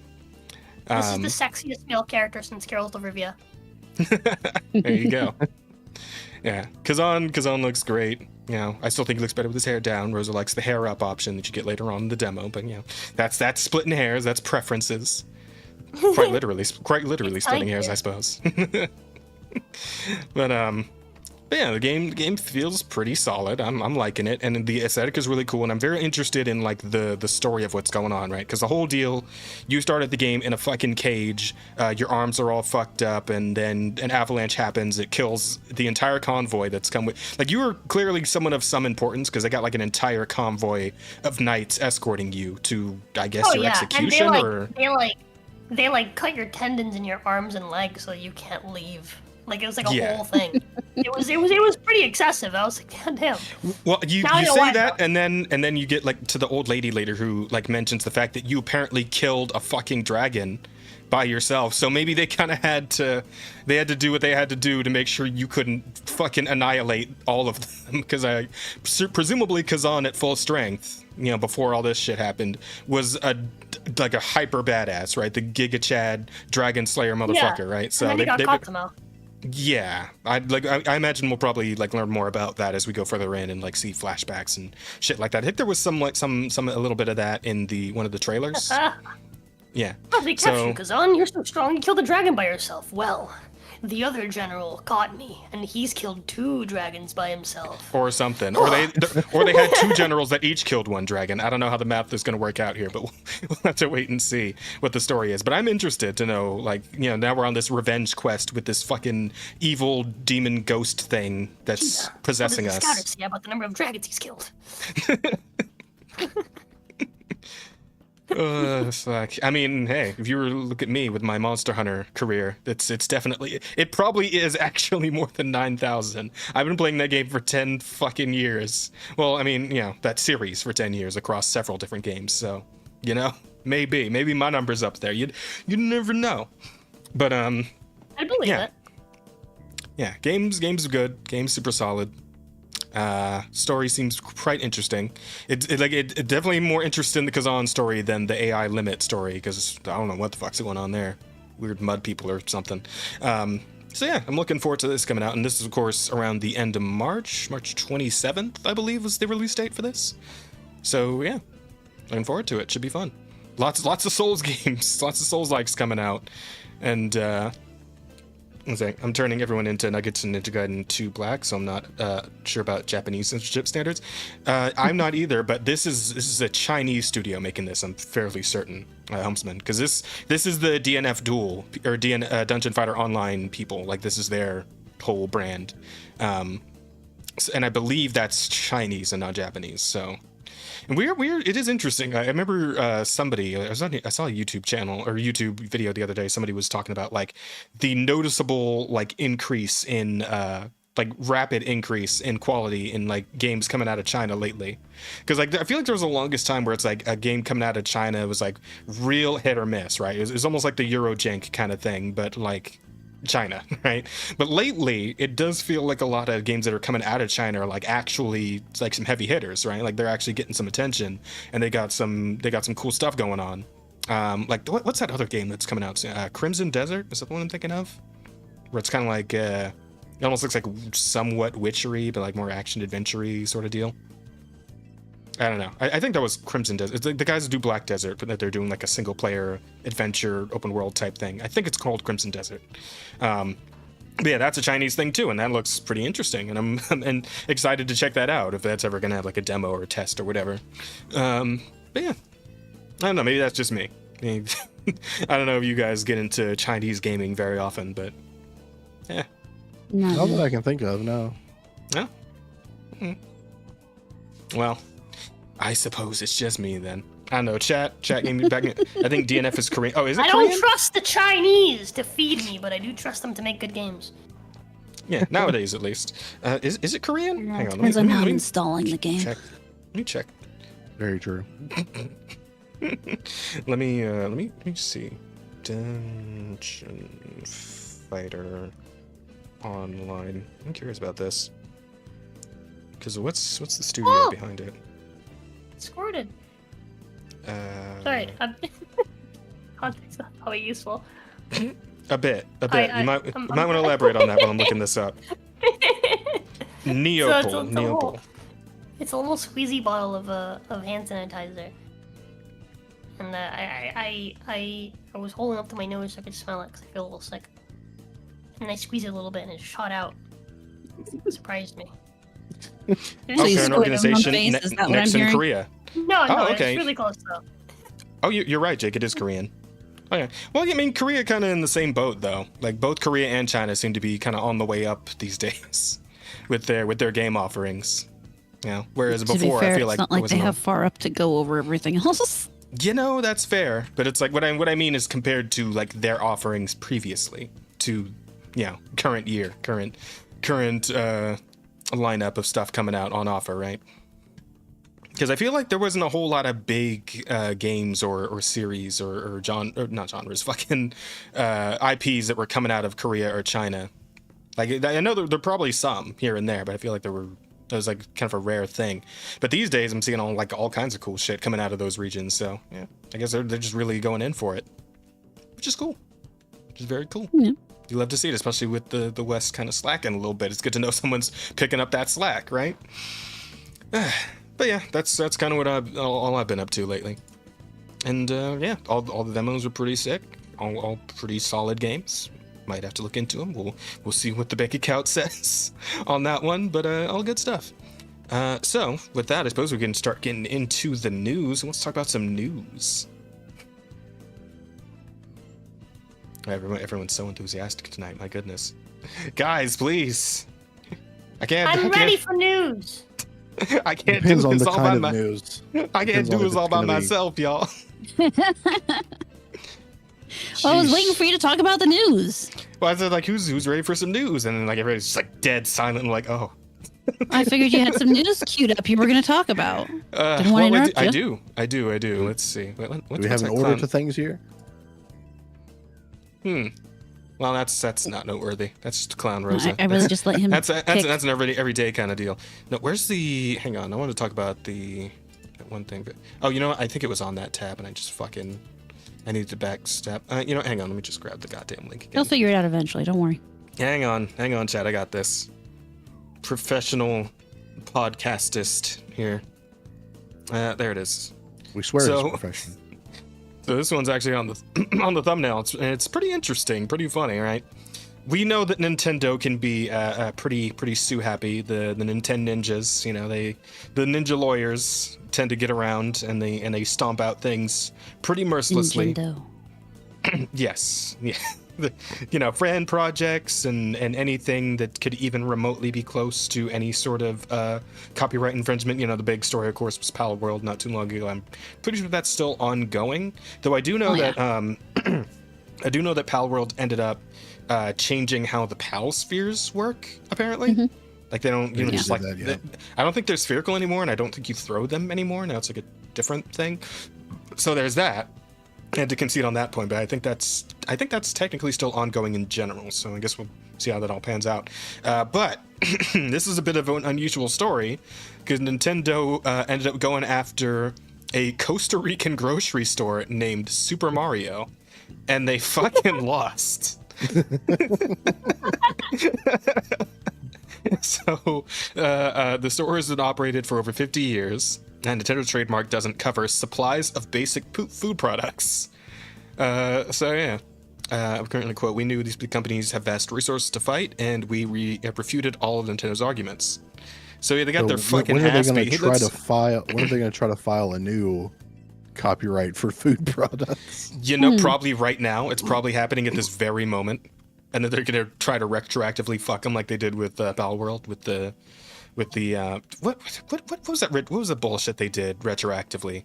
That they were trying to get Pal World on. Was it the ball mechanic? I can't remember if that was it. Something like that. I don't know. I DNF don't also think was a capture and release mechanic is very unique, though. I mean, like, you know, you can do that in real life with a fish and a net. Yeah, So- yeah, but I think like they went specifically for spherical object that the creature fits inside and you throw it thing, like, right? You know, they're like hyper specific to make sure that they could actually get them on it. Because, you know, to be fair, Nintendo, Pal World did just straight rip them off. I mean, they should be able to just do that because, you know, Lord knows, fucking the actual Pokemon games have been stagnating to shit for years. So, you know, so I still remember, Rosa. I still remember when we all got together to play fucking Scarlet Violet and how that ended up going. Yeah, that died really fast. Fucking god. Yeah, we only did the one session, so. I multiple. Oh, did you? Oh, did you guys didn't actually finish the game though, right? Because I think I was only there for the I first did one. them by myself. Oh, okay. Yeah. It was for literally any object? I Oh. played through most of the game. The game is not good. The story's not good. Yeah, it's no. And the game world looks awful and yeah. Nintendo has copyright for that mechanic involving any object. Okay, so anything you throw, as long as it opens up and captures the beast inside it, then that's copyright. Okay. Specifically copyrighted 3D digital hunting. I bet Wow. money. I bet money that Mhm. somewhere in Nintendo's like team for fucking Scarlet Violet is a quirky, weird loser girl who really Mhm. loves Eevee and self-inserted herself as the villain of the main story. Oh yeah, I forgot about that shit. Oh my I god. bet anything in the fucking world because it is the most cringy shit I've ever experienced in a video game. It's Ever. it's not great. What did they It fucking was- call it was themselves? so Team cringe. Was it Team Star or some shit? No, that was it, right? Team Star. Well, it doesn't even matter. The whole thing is you go around, you're like redeeming all the villains, all like the bosses. You like redeem them, and you realize like, oh, these are like good kids. It's just, you know, they've been led astray. Mhm. And then you get to the end, and then you find out that the dumb fucking cunt that's been helping you the little fucking like the little fag like little faggy fucking weird girl is the final villain, and she was the bad guy all along, and then you have to fight her, but she has like 6 like overlevel evolutions you have to somehow get through. Like she's actually like the entire fucking game is like you could just steamroll through it, dude. And then you get to her and she's just like, actually, I'm the best because I love Eevee and I have all the evolutions and I have to fight me and my evolutions and they're all really high level and they're all like really extra strong for some reason and I'm the best. So yeah. And also one of the writers is probably self-inserted me into this game. But anyways. I haven't played a Pokemon Possibly. game since Emerald. Yeah, probably So- I mean, Sun and Moon wasn't bad. I liked Sun and Moon. I played one of the remakes. Oh, the was it Gold and Silver that they remade, or no? Not yet. Fuck, how do I not remember this? I actually streamed the whole fucking remake because I know which one you're talking about. It was like right. I think it was like after Sun and Moon, but before Scarlet Violet. The Diamond and Pearl. No, they are because they did. I think they remade that like a while ago, like during the 3DS era. They had like Brilliant Diamond and Shining Pearl, I think. No, I want to say that was it. It was on my Was it? Switch. I thought you Because, meant the more recent one that was on. No, that was on the Switch. Yeah, it was on I the think- Switch because Sheep got it. And I was playing it because he's like Fuck me. Pokemon, Now it's- and I now was it's trying to bothering get me. into it, and I'm like, yeah, fuck this. God damn it! Hang on. Pokemon remake games for Switch. Oh, maybe it was Brilliant Diamond and Shining Pearl. Okay, I thought that was a while back. Makes original Diamond. Well, and I Pearl mean, it games. depends on how you define a while back. It was what, 2 years ago, probably. Something like that. Yeah, I think so. Yeah. Okay. Yeah. No, you're right. It was those 2 games. But yeah, I think that was like the last one I kind of enjoyed because again, it was like based on an older Pokemon game that was just overall better, and it was in the older style too. So, you know, not too much having to deal with looking at a like shitty fucking PS1 looking world that you're trying to run around through, right? Like fucking Legends Arceus or Scarlet Violet, right? These games look fucking terrible. And I do wonder if they're gonna like actually put some effort in on that new one they're doing, the new Pokemon Legends game. Fuck, what's that new one called? It's like Pokemon I can't help you with Legends this. Z. It's like Pokemon Legends Z or some shit. They did like a teaser trailer for it, but they haven't actually shown off anything of the actual game itself. But I mean, we'll see, because they're really gonna start putting in some more effort on that shit. Goddamn. Well, especially since Power World came out. I mean, Well, that's good. Well, that's what people they're trying seen to. what Pokemon could be. They're trying to. That's why they're trying to sue Pal World into the dirt, so people don't see what Pokemon could be, and they can just keep making bullshit forever and selling it for $60, right? The kids don't care. The kids are stupid. They don't know the difference. Good game. They just want to play a game. Yeah. I grew up in the South during the Satanic Panic, so I never got to play Pokemon. Oh, yeah, I forgot that was a thing. Pokemon got fucking wrapped up in all that somehow. It was pretty funny. Like Nintendo that manually took everywhere to file a lawsuit and earn 1,000 yen. Ouch. God damn. Anywho, as far as this whole thing goes, because this is still really funny. Small Costa Rican supermarket has emerged victorious from a legal battle against the renowned video game giant Nintendo. Jose Mario Alfaro Gonzalez, that's a name. God damn. He's got 4 names. Owner of Super Mario in San Ramon. I feel like Rosa should be reading this. I don't have an accent for this. My accent's not good enough for this. Like, how do I even say that one? Rosa, how do I say that? The San Ramon de how do I say that word? Was it? Is Rosa here?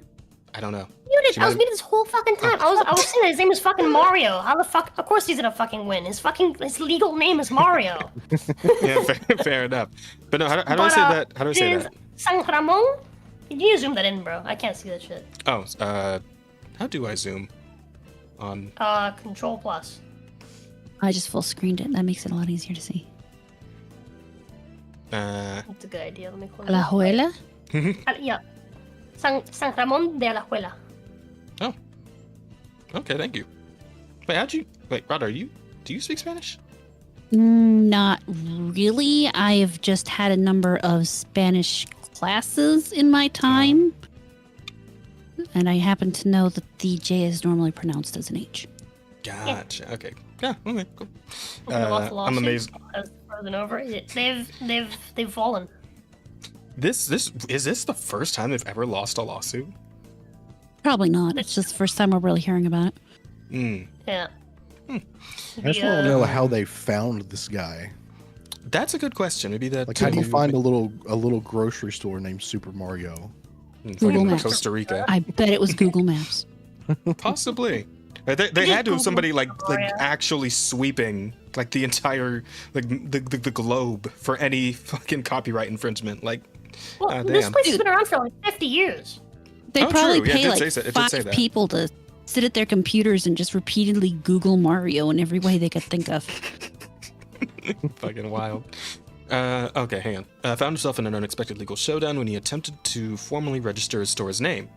Oh, is that what happened? I guess that somehow it showed up in their system after that, somehow. In Costa Rica, Maybe. the term super is often used as shorthand for supermarket. Oh, okay. So they weren't even trying to do Super Mario. It's literally a coincidence. He was just talking about Yeah. just, He like just named it supermarket. Supermarket after himself. Yeah, and then Yeah. there we go. That's actually pretty funny. Like, cause wait. What is this part? I can't really read that. What does that say? Sa lagas do Su conf. lugar de Wow. confianza. How can Your you read place of that? confidence. Like, the letters are I- fucked up, man. How did I read that? By fucking vaguely guessing based on how it looks. Oh, okay. It's probably easier if you. That's how you reading know, works in general. So yeah. Well, Yeah. if it was in I'm not English, it might have been a bit guessing easier based for on me. how it looked. But But because yeah, that is it's in Spanish, so that it's is harder really for me to do retarded. that. Yeah. that is the weirdest, most fucking like jank fucking cursive I've ever seen in my Font. life. I'm glad that we killed cursive. I'm glad. Fuck cursive. You know, me too, honestly. Because my parents got on my ass to like learn how to write in cursive, and then like I've Not- never. After I you know the learned how to write in reason cursive, I why. never used it again. Yep, same. you know the reason why Hmm. they got rid of cursive, right? What? Because the Constitution and the Bill of Rights and everything was written in cursive. Mm-hmm. They don't want you to be able to read it. Oh, Well, that would be. it- I mean, if it's a we're good going thing full that we tinfoil have hat on this, yeah, all right. translations. To be fair, so many people graduating school right now can't read at all, so don't know that they really had to get rid of cursive. That's also intentional, in my opinion. But Oh, trust me, I don't disagree. Isn't Trump like getting ready to fucking dismantle like the Department of Education or something? He's talking Yeah, about it's- trying. the Department of Education is the reason why our education system sucks so Yeah. badly. 100%. Guess we'll see how that all pans out. Anywho, getting back on topic. God, it's so easy to go off on a tangent. Sorry, isn't it? I worked in public education for a couple years. I know how bad it is. No, I I get went you. to It's fine. public It's schools. fine. It was terrible. Speak your truth, J-Man. Speak your truth. But let me see. Where were we? Okay, yeah. So what began as a routine trademark registration process turned into a clash of the titans. Of the titans? Don't you mean one titan and one, It's a random David Costa and Rican Goliath supermarket? scenario. Yeah, that's what this feels more like. Unless it's like a chain thing. You said 50 years, right? So maybe it's like he's got like chain going. He's got a few different stores. I don't know. Anywho. Nintendo of America filed an appeal claiming exclusive rights to the Super Mario name. The video game behemoth, creator of iconic titles like Super Mario Bros., etc., asserted that the name was registered under its trademark in various classes, including clothing, games, and accessories. But apparently not supermarkets. However, Alfaro intended to register Super Mario specifically for International Class 35, which covers supply services for third parties of products from the basic food basket. We knew these big companies have vast resources to fight, and we had to think carefully, said Edgardo Jimenez. Jimenez? Did I say that right? Jimenez. Jimenez? Edgardo Jimenez. Jimenez, okay. Alfaro's legal representative. We even considered changing the supermarket's name to avoid a lawsuit. But Alfaro and Jimenez persevered. Sorry, fucking hell, persevered. And on January 21st, the National Registry issued a final notification in favor of Super Mario di San Ramon. It was game over for Nintendo, and the small Costa Rican business had won the legal bout. We refuted all of Nintendo's arguments, demonstrated their errors, and our rightful claim. Jimenez explained, although Nintendo's registration covers 45 categories, it doesn't include the specific class for suppliers of basic food products. How much you want to fucking bet it does now, though? Oh yeah, they're definitely gonna try to do that. Like, I hope this leads to, like, people... Wait, everyone, do blatant ripoffs of Super Mario for your fucking for your supermarkets. Yeah, well, I'm wondering if this is going to lead to, like, people looking at, like, specifically everything that is on that list, and then finding everything that isn't, and starting to name, like, all that shit after Super Mario, just to fuck with Nintendo. I'm surprised they haven't tried to trademark the name Mario in general, but you know. That probably wouldn't go for well with the you Italians. can't trademark a name, so. Or, well, there you go. fortunately, I guess I should say. Yeah, very fortunately. Because holy shit, could you imagine? Oh, goddamn. Yeah. all So- the little Like, Central I do American it kids quickly? getting sued for their name. Yeah. Sorry, kiddo. I'm to I have face at least the one wall. ex who would have been sued for his name. If Nintendo could sue you Eventually for your all name, names if your will name was be Mario, I'm trademarked. sure they would. Dude, eventually yeah. all names would be trademarked, and people would have to start calling their names like people start to calling the fucking kids like passwords, you know? Like Mario fucking Elon Musk, you mean? 83231. Everyone's going the Musk naming convention. Just Yeah. becomes the Hello, norm. child unit 1, 2, 3, 4, 5, 6, 7, 8, 9, 10, 11, 12, 13, 14, 15. Good morning, x to the power of y divided by 3, multiplied by 2, and taken to the Et cetera, power and so on. of pi. That or people start going like the ghetto black route where they just start naming their kids like all kinds of stupid Hokata Quisha or some shit, right? Like Oh, just- Jesus Christ. They don't need help. Or they just take a normal name and spell it really weird. Daquante or something. Like, I'm looking for. No, it's Crystal. What? oh fuck. I'm just saying, I'm like, pretty sure there is an Obama out there somewhere. I think that Oh, yeah. one actually I'm sure. exists. Did you say I'm just saying Obama that- Nicola? Yep, that's exactly. I think When I was in school, I knew about 6 or 7 Ashleys, and none of them were spelled the way you think it's spelled. Yep. Oh So- God, was one of them the Leigh? That was one of them, yes. God damn it. sure. Wait, how? That one bothers me the most. I don't even know why. I don't like it. See, that one's the most old-fashioned. Because it sounds like you're Hold supposed to say on. Ashley, right? Instead of Ashley, it's like Ashley. No, it's Ashley. Wait, It's how's like this no, the spelled? fuck it's ASHL Leigh. Yeah. Oh, yeah. But God, imagine Lieg. Ashley, I guess is your fucking name at that point. Just like he was ahead of the TISM curve. The TISM naming convention could definitely be a podcast title. or just straight up autistic naming convention. Yeah.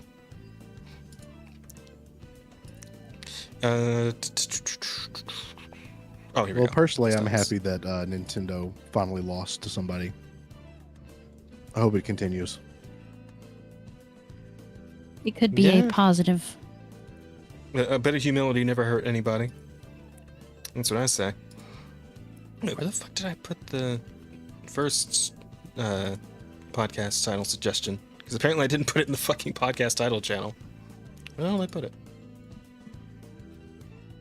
Did I put it in the... Hang on. Because I already forgot what it was. Damn it. Does one of you guys remember what I already forgot. Eugenics.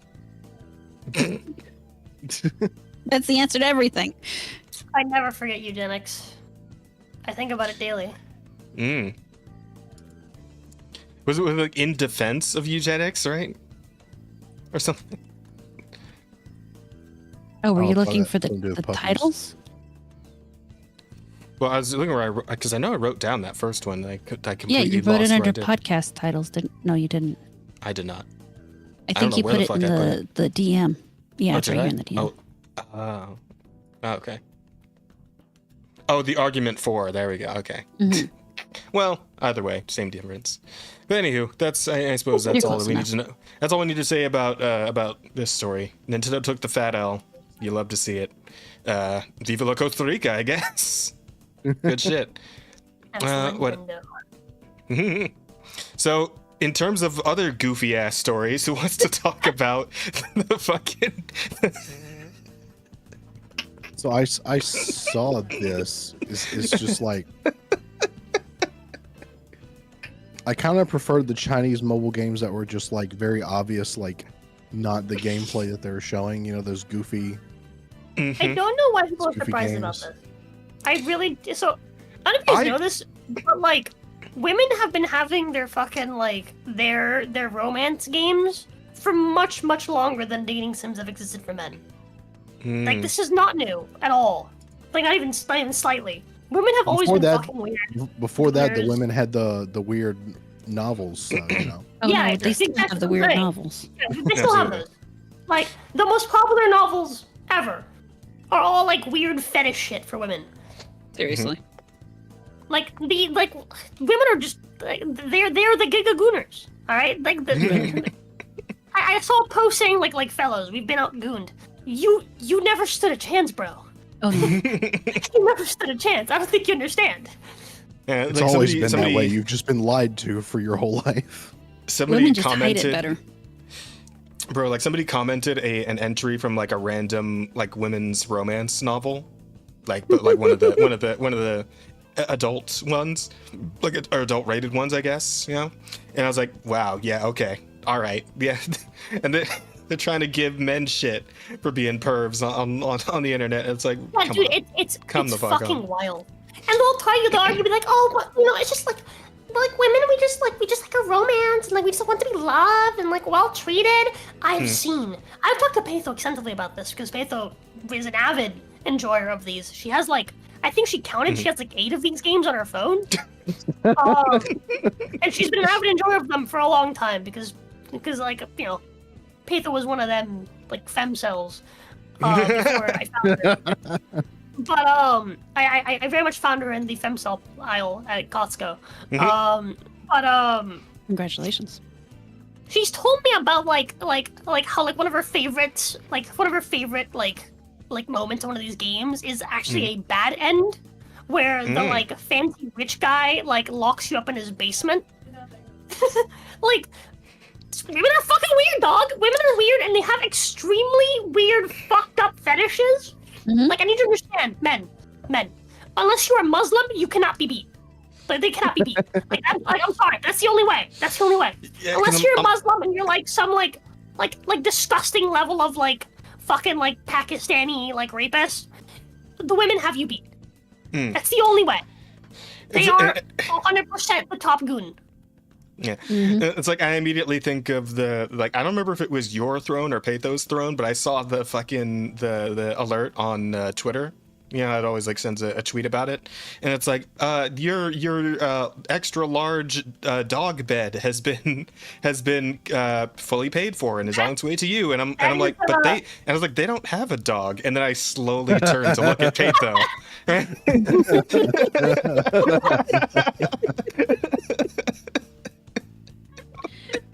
Yeah, once I know that. I'm stepping on it right now. It's right next to me. Yeah, is she in it? Is she in the dog bed right No, now? no, not currently. Not currently. The cats have been being weird and like Luna's been in heat and she keeps trying to fuck Tomoe in it, and so like Peitho doesn't want to get into it until she cleans it. No, but she has used it at least once before, right? Oh yeah. She would just come and she'd just lay down on the bed while I'm like streaming and stuff. Like all the time. I mean, a store Oh. that Viri and I frequent has some of those, and she does look at them every time. So Yeah, dude. Okay, Jabez, you could do the funniest. I damn it, could you do it? Because her birthday just passed, right? Because we have the same fucking birthday. But it's like if you had just gotten one of those for her birthday, how do you think she would? How do you think she would? Oh no, her birthday's coming up kind of soon, but Oh, I thought it happened already. Didn't she? Wasn't her birthday post on Twitter the other day? no, Or am I thinking of a different Viri right now? you might be. Yes, you're thinking of the other Viri. Oh, okay. It's another Veer that I don't Viri. know, I guess. Viri, Oh. formerly Sylvain, but no longer Sylvain. Viri Voxana now, right? Voxana, yeah, that's it. Yeah. Yeah. Okay, different Yeah, Viri. different Viri. I feel like this happened once before. I feel like this point of confusion came up before with me and you, JMS. Why do I Maybe. feel like I get in like a little deja My- vu here? Possibly. My Veer is Viridian Vortex. Oh, okay, gotcha. Yeah, no, I say give it a. I too was confused. Jazz, no worries. Okay, kind of. I say JMS, like, cause how much are those fucking beds? How much they charge? I mean, they They're weren't close to that 200 ex- bucks. 200. I mean- God damn. the ones I saw like at the a really big closeout one? store weren't that expensive. So Oh, okay. you I can get- you can get them fairly I say cheap. give it a go. I say maybe maybe the dog bed. Yeah, dude. Bitches love being treated like bitches. Oh yeah. Oh man, I just Yeah. Women cannot be beat in the gooning category. Don't let them deceive you. They'll pretend otherwise. They'll pretend like that's not the case. They're lying to you every time. They are. It's 100% lies. women want to They be are- treated like they are- animals. New study might surprise you. Look at that one New study fucking. won't surprise you. Oh my Hey, God. all I'm saying is evolutionary psychology. You know, there's an explanation for this shit. All right, the eugenics are there. I It am all also comes thinking back to eugenics. Why am I also thinking of that fucking that Zenless meme that I said like to you and Asta and Patho, where it's like the text that says you're the best gorilla I ever had, and then it corrects to girlfriend. It's-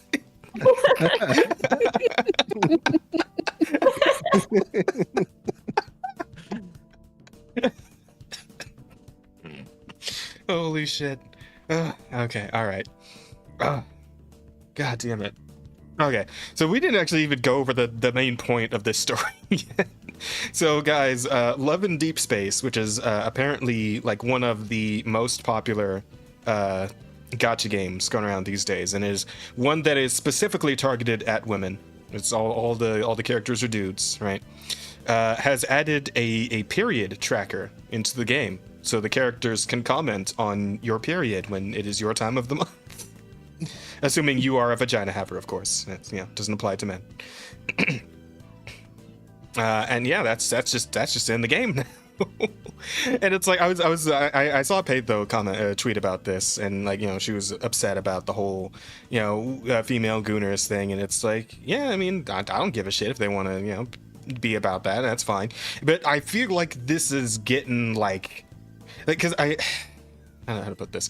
I see other games, like games that I'm actually interested in, that I've actually played to some extent, where it's like they put in a thing you can buy where you unlock a room where you can hang out with one of the characters, and she can like pat your head, or like you can, or like your point of view is like you resting your head on her lap, or any of that shit, right? And I'm like, that's a bit much. I really don't fucking need all that. This feels like it's on the level of that, right? To me.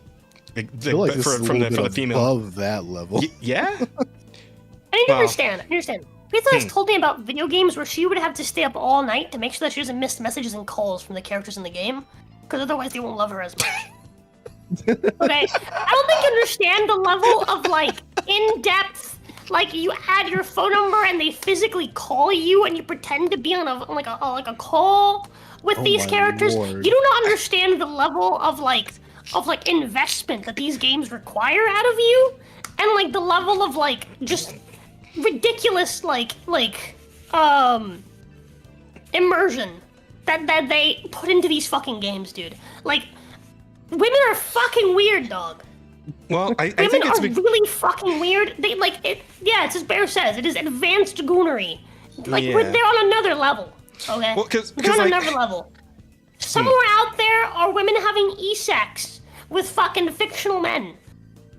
Yeah, It's real. that's the funniest thing you'll hear about. People always say, "Oh, there's no such thing as a femcel because any woman can go out and get a man." Which I mean, Bullshit. Probably, but I've women had to pay are for also will also very easily become obsessed with something like women apparently use like erotic AI substantially more than men do. Oh, well. Yeah. So Yeah, dude, women are fucking strange. Women are very, very strange. I do think, like, how do I put this? Mhm. If you're an attractive woman, Mhm. you're never gonna see an attractive woman homeless, right? That statement will forever ring true. That you'll never see a homeless attractive woman ever in Yes, your you will. life. Eh, You won't You've see said an attractive woman who has her brain together enough to manage her own affairs homeless.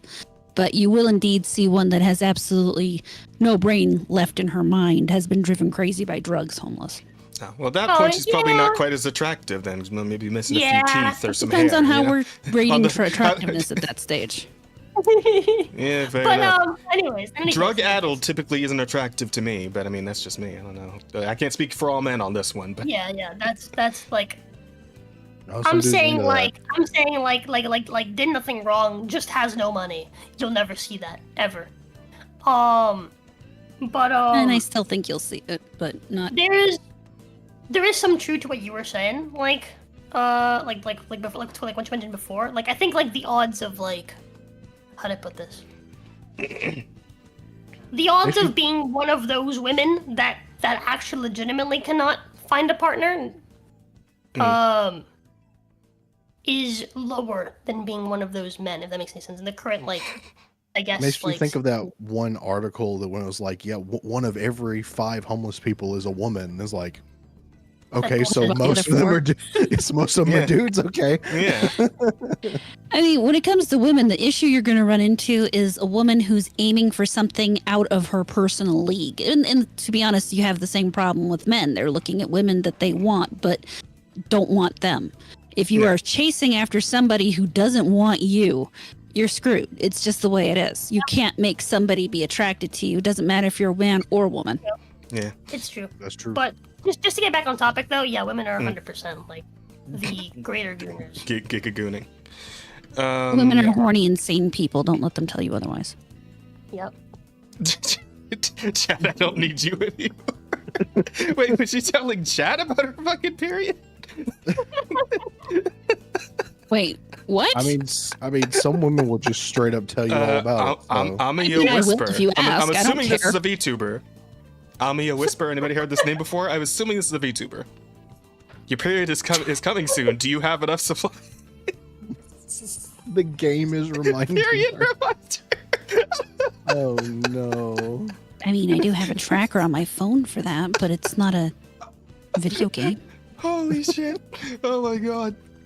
Oh man! See, yeah, this is real though. I need a character in Zenless. I need Jane Doe to let me know when I need to start prepping for my sperm cramps. All right? Yeah, that would actually be really helpful. Is that a thing? No, it's not. It's a fucking meme. Don't let him lie to you. It is a thing. Shut the fuck up. Hold on. Honey, are sperm cramps a thing?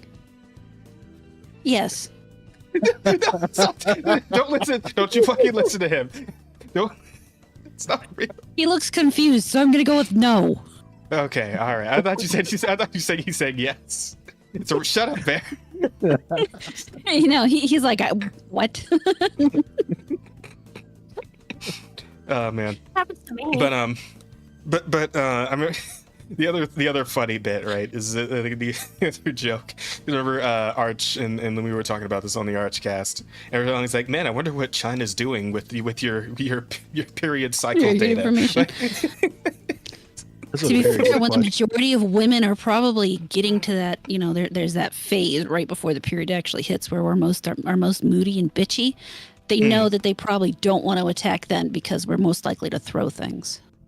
Oh, I mean, that's not the time to offer the $5 super deal that only lasts Yeah. for the next 30 minutes and then it's gone. You know, all that stupid shit, right? Yeah, no, you wait until Yeah. Right after. It's like right before that point or right after that point where we're kind of emotional and needy, and then you're like, okay, now we hit them with the $5. You get this amount off, and you get this goon shit, and they win. Oh my god, that's a brilliant marketing strategy. There's a title in this somewhere. Hang on. Brainstorming. Goon time marketing. Well, no, we did one like that already. I was gonna say, Otome Games women's sniping methods. No, that's way too fucking long. What the fuck are you saying? Damn it. I think just Top Goon is just the way to go.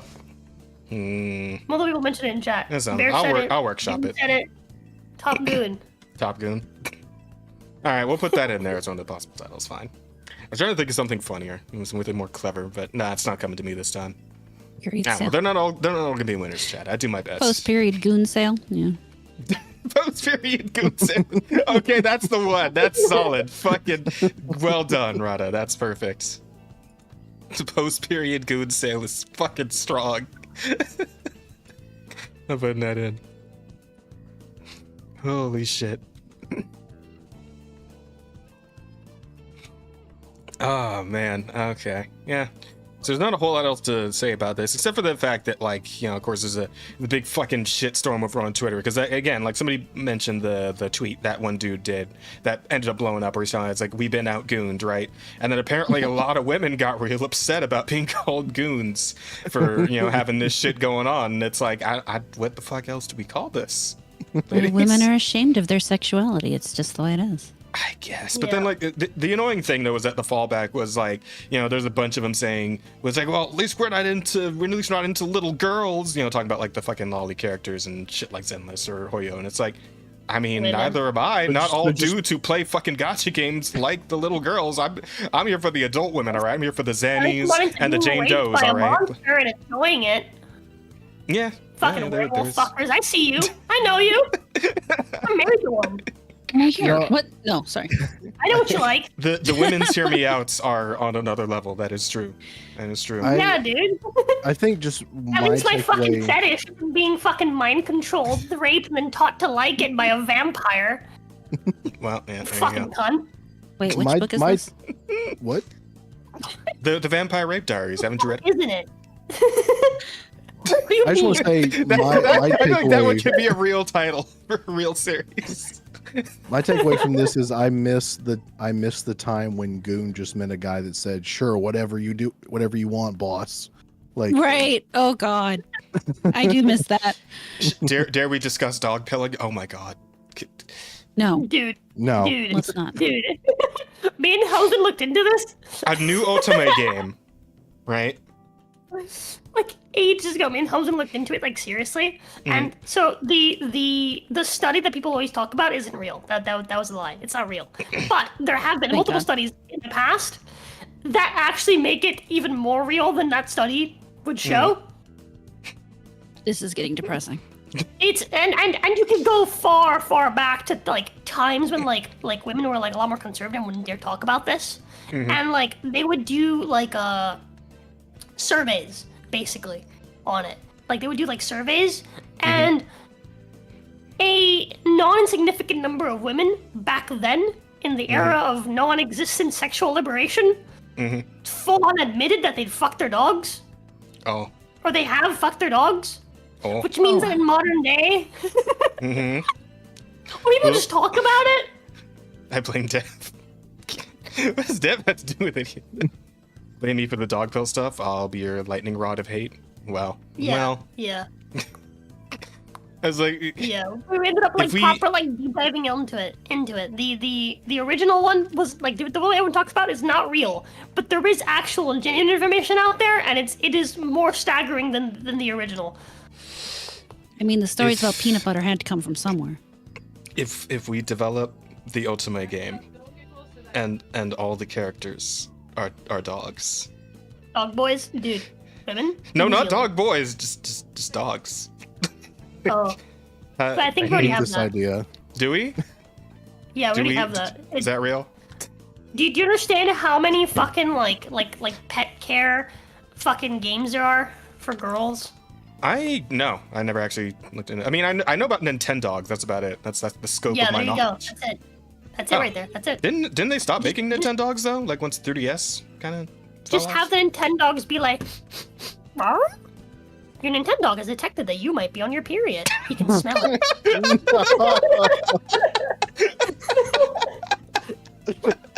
Nintendo chewing on your underwear in the corner. It looks turned on.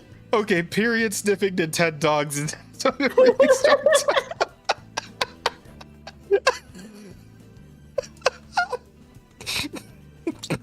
I'm putting that in. Holy shit. Oh god. God have mercy on my soul for this. There is no mercy. Well, there we go. That's in there too now. Holy shit. Oh my god. That dog tells you it can smell when you're ovulating. Yeah. That would actually be useful. This is part of the reason why I just want to go live in a hut in the woods. Oh fuck. All right, I think we've got all the content we could milk out of this one. That's I feel like I should have left this for the Is it just me, or is it interesting that he uses the term milk for this one? Well, now that you say something,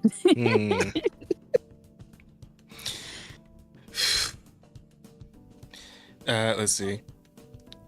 It's worth mentioning that as a game development in China, data stored in the deep space servers can be taken by the Chinese Communist Party at any time. We don't know what they do with that data, but we always encourage caution when interacting with Chinese developed games and accounts. Yeah, again, just the period tracking data is a strange thing. This is clearly like, this is all in on just trying to get more girls to play the game, right? Because I guess this is something that appeals to women to have the virtual man Not this one. tell you about yeah. Not all women, of course. You're one of the good ones, Rada. We've been over this, but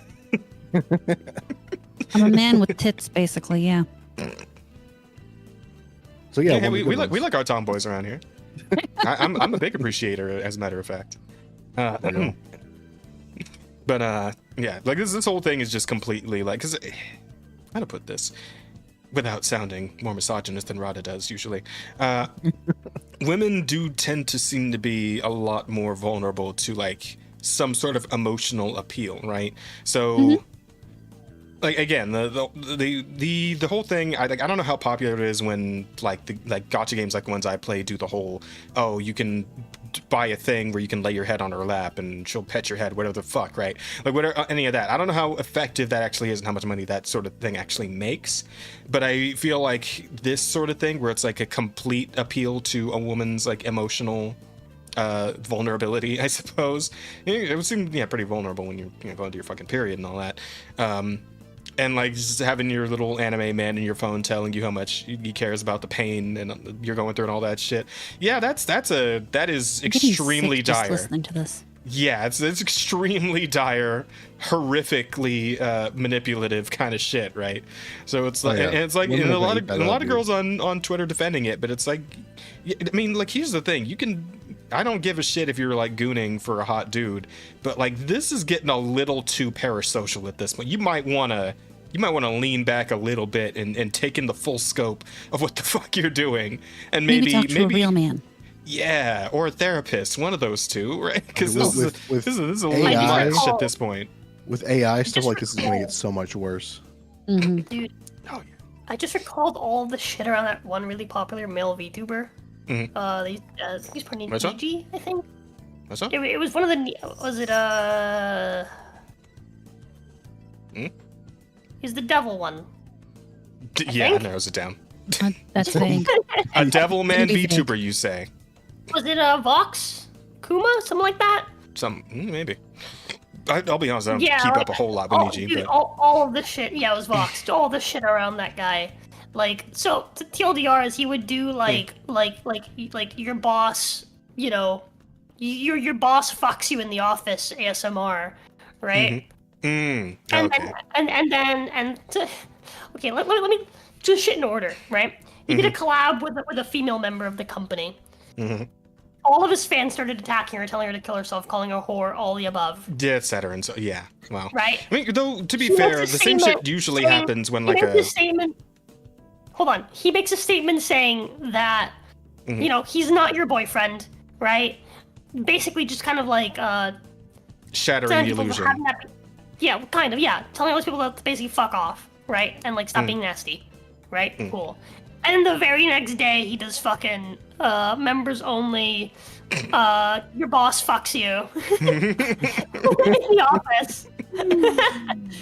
The only thing I ASMR. know, the only thing I know about that guy is one time I went to an anime convention, and like there were some people from Hololive going to be there, and he was going to be there. And the Hololive event you could get in for free, but for his event you had to pay on top of the tickets you already paid for the convention, and that told me everything I needed to know. Ew. Women don't pay for it. I should do That's- ASMR of just saying nice things to a man. I bet I would rake in the dough. You would. Oh, you Oh, would. you Just would. don't post it on YouTube because YouTube hates I know. ASMR. I'll just Fair post it on enough. Twitter. That'll work. Yeah. I don't make money on Twitter, but still, Yeah, dude. someday maybe. I just, Never I just, let I just, I just, I just imagine Rada doing this. It's like, hey, it's not so bad. You don't need to kill yourself. Like that's just And the that's whole all men need. That's all they You need. just say that. You just say, you know, you did a good job today.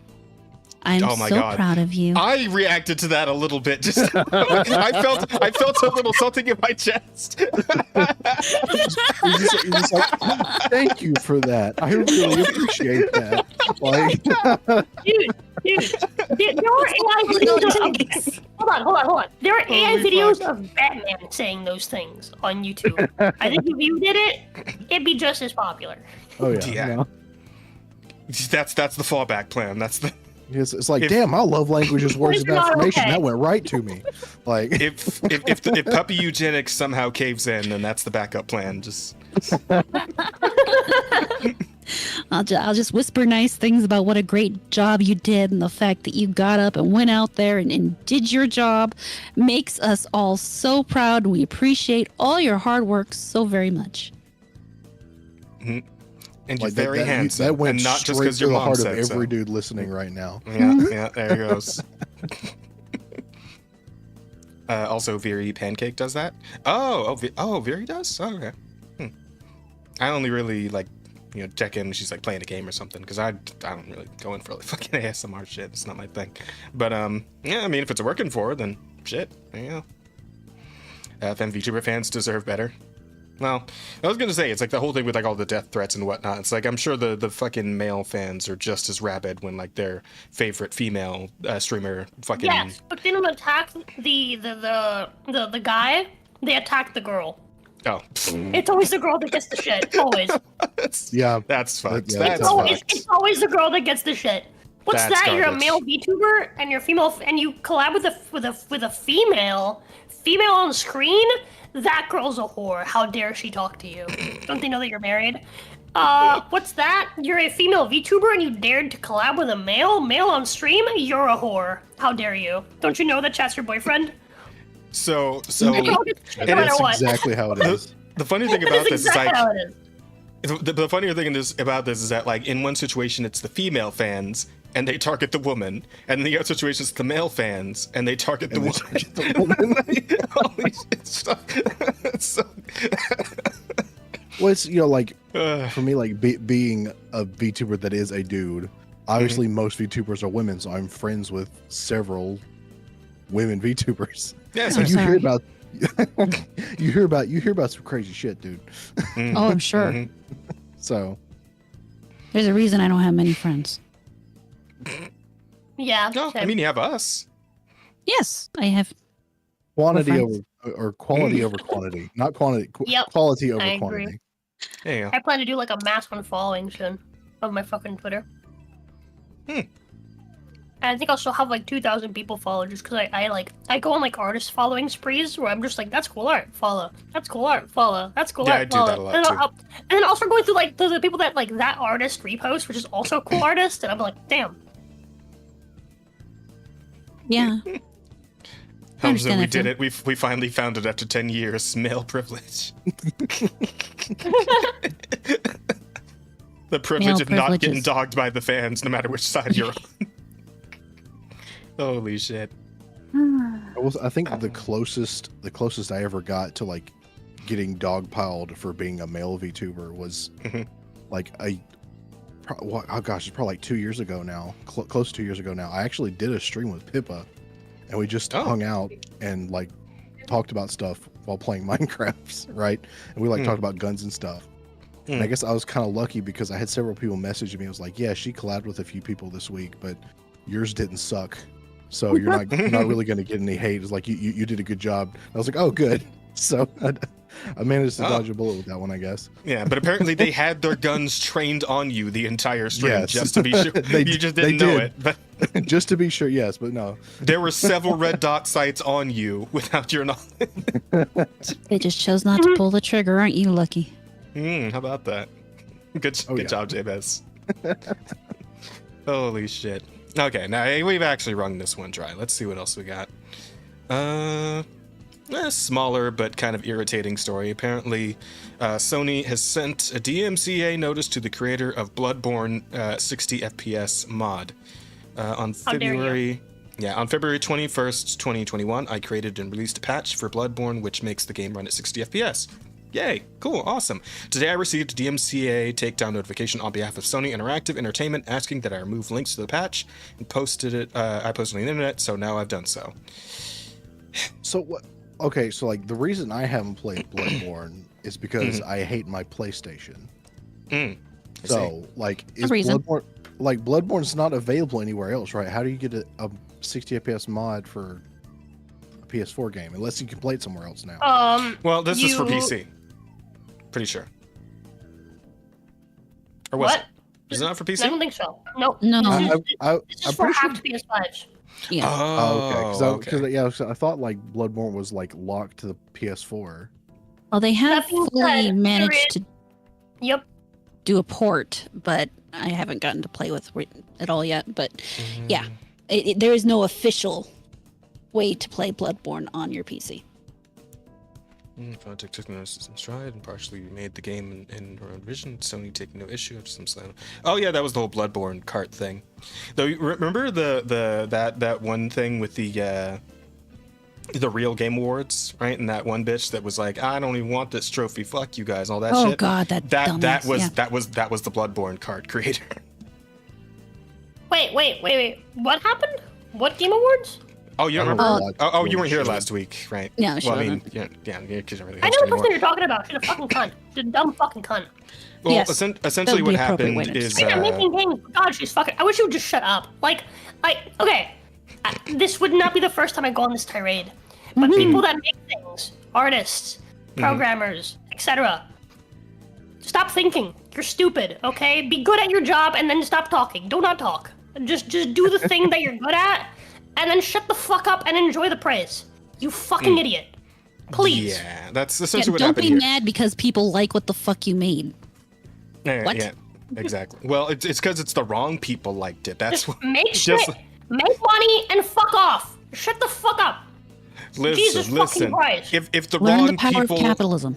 if the wrong people like it, then it's bad, and we hate it, and we have to rape and kill Joker in the second movie, right? But the long and short of it, Rosa, was you know how the Jeff Keighley Game Awards had like that shit where the 90% of the votes were decided on by like their own fucking like panel, right? And only 10% was Sure, the yeah. actual. Yeah. So the Real Game Awards was put together by Smash JT, was it? No, think- it's Stuttering Craig. Oh, Starring Craig. Yeah, sorry, Starring Craig. Yeah, he put together the Real Game Awards, and that is entirely voted on by the community, right? Like, I think you have to People who pay. paid $30 to vote. Yes. Yeah, but I mean, at least it is like, you know, it's open to Well, it's anyone, people who, right? it's gamers and anybody else who decided to participate in the community. They could vote on the games. So yes. Yeah. And if they were like donating to his fucking Patreon or whatever anyway, then yeah, whatever. It is what it is. But I don't know anything about that, so. Yeah, but it's an entirely open community. Well, I mean, I guess not entirely open because it's a paywall, but it was an open community vote that anyone could go in. Anyone $30 could go in on. So, you know, actual community essentially, as opposed to, you know, the Jeff Hugh Game Awards. But I'm on for racing games, and it was funny because fucking what's his name was the one who announced the winner for that. Because Craig got like other creators in on it, and fucking Cam was doing the announcements for the racing game awards because he's a fucking actual racer. Yeah. So but yeah, the one that won was it's like Nightmare Kart now, I think. Is what we're just calling it. So she won the award based on the community vote, and then she wrote some like passive aggressive like stupid ass tweet about how she's so glad that the anti-woke awards gave her this this prestigious accolade, and now she's gonna have gay faggot sex with her puppy girlfriend or whatever the fuck. Like, there's just some weird fucking shit, right? And dude, I remember seeing this and thinking, God, I wish this woman would just shut the fuck up. Yeah, but because the big thing that everyone's saying, the big news everyone's saying is like, this isn't the anti-woke awards. This is the real game awards where people actually get to vote on it if they pay $30. But I feel like I gotta start putting that like a little like disclaimer, like the tiny text at the bottom of the page, right? But yeah, like it's not. It doesn't actually. The awards themselves actually don't have anything against woke games or woke creators or anything like that. Which obviously, if they did, she probably wouldn't have won the fucking Racing Game Award. But yeah, is what it is. So that became a whole back and forth, and then she ended up asking to have the award rescinded, and Craig was just like, "No, shut up. They voted for you. Here's the reward. Congratulations." Yeah, dude, it's such a weird thing. It's like, God, you're fucking retarded. I really wish someone would just punch your fucking teeth in and cut off your fucking tongue and leave your hands functional so you can still do good work. Christ. All right, God, you're stupid. But anywho, circling back to this whole thing. Let's see. Bloodborne was released on March 2015. Jesus, it's been a decade? God damn it.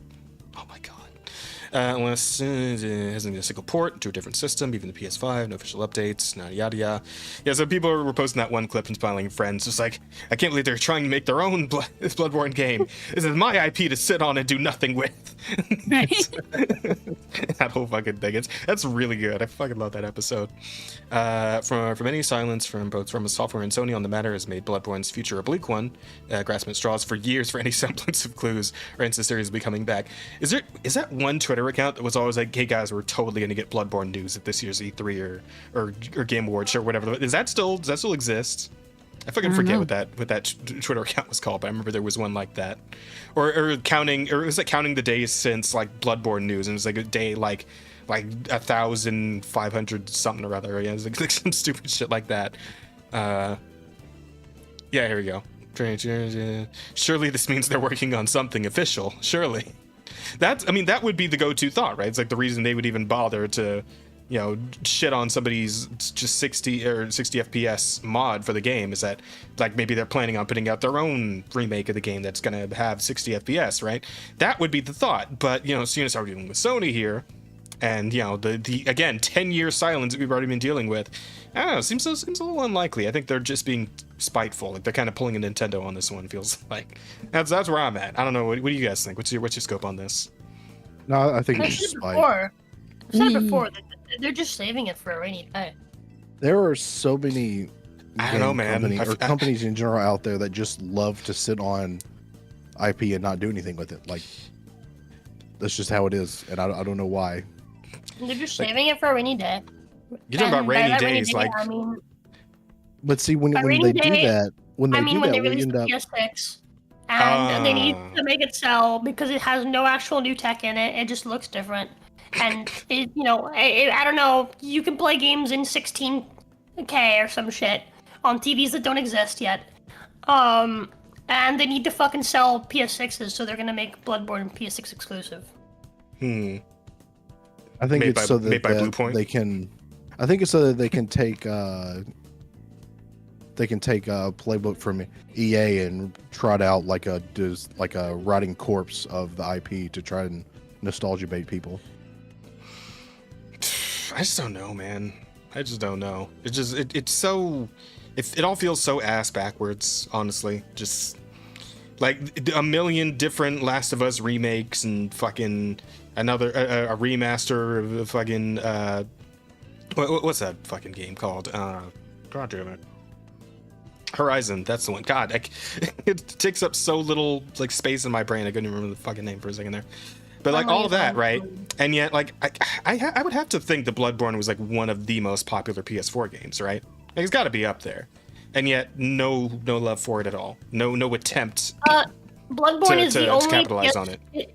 Bloodborne is the only PlayStation exclusive that is not on PC. It is the only one. Do you know That why? makes sense. Because it's the only PlayStation exclusive that still, to this day, sells consoles. People still buy PS4s specifically to play Bloodborne. Well, it's funny, and I think It still sells consoles. That's why. I feel like Say the line, Rosa. Say the line. Oh my God. Which one? I have many. So it's funny you mention that because like this also came up this past week. Apparently, Did I say it? Did I do the thing? Yeah, I don't know who the interview was with, but apparently console exclusivity will eventually become a thing of the past for PlayStation, as it has with Xbox, due to how consoles and the market as a whole have changed, the Moon Studios CEO believes. Wait, which one's Moon Studios? You don't think so? I know he's PlayStation will wrong. eventually abandon console exclusives and follow strategy of Moon Studios CEO believes. No, you don't think there's anything to PlayStation it? has just learned that by abandoning exclusives, they have severely fucked up. That's what they have learned. Why the fuck would they keep doing it?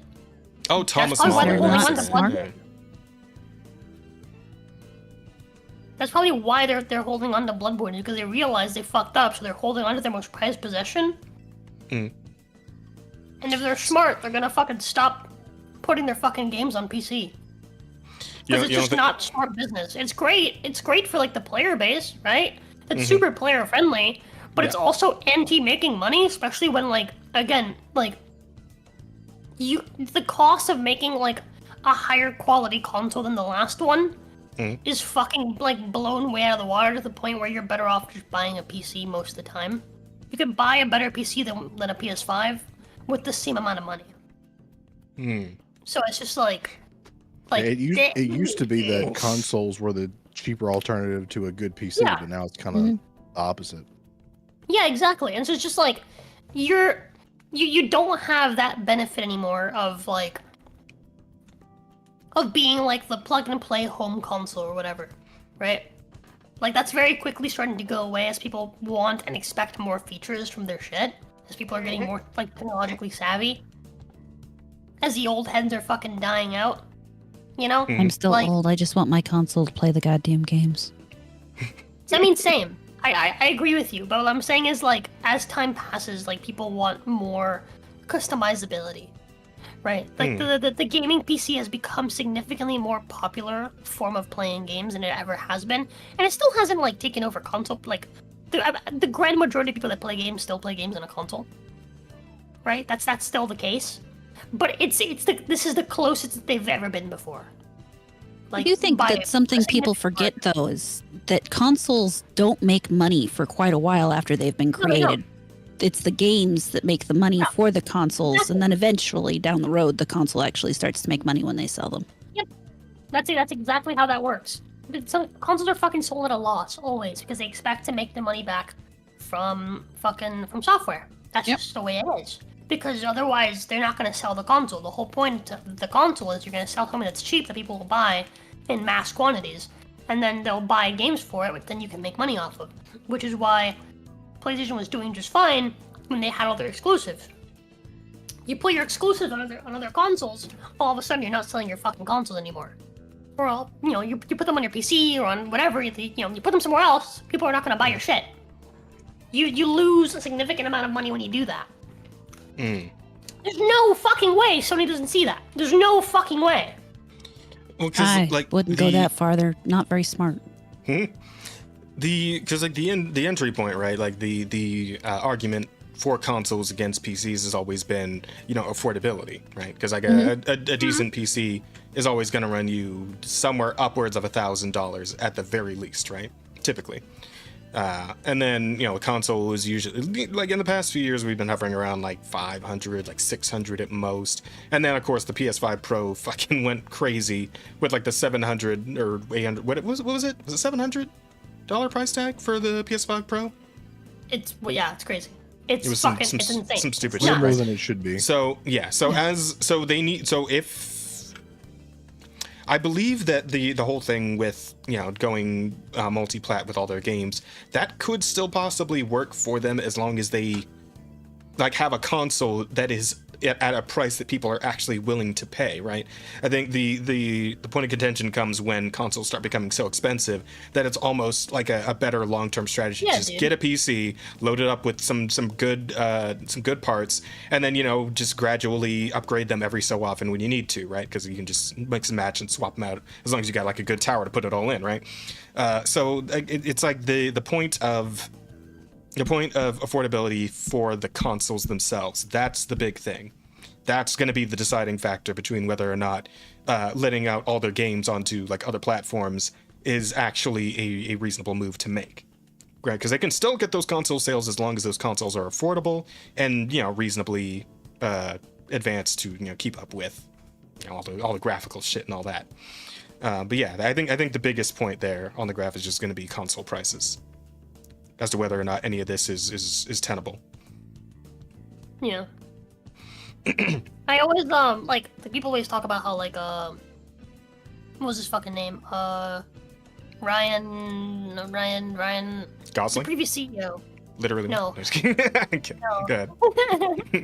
I was gonna go with Reynolds, so the previous CEO of PlayStation. Fuck, why can't I fucking remember his name? I just had to tip my tongue and then you started yapping and I forgot it. Sorry. Seacrest?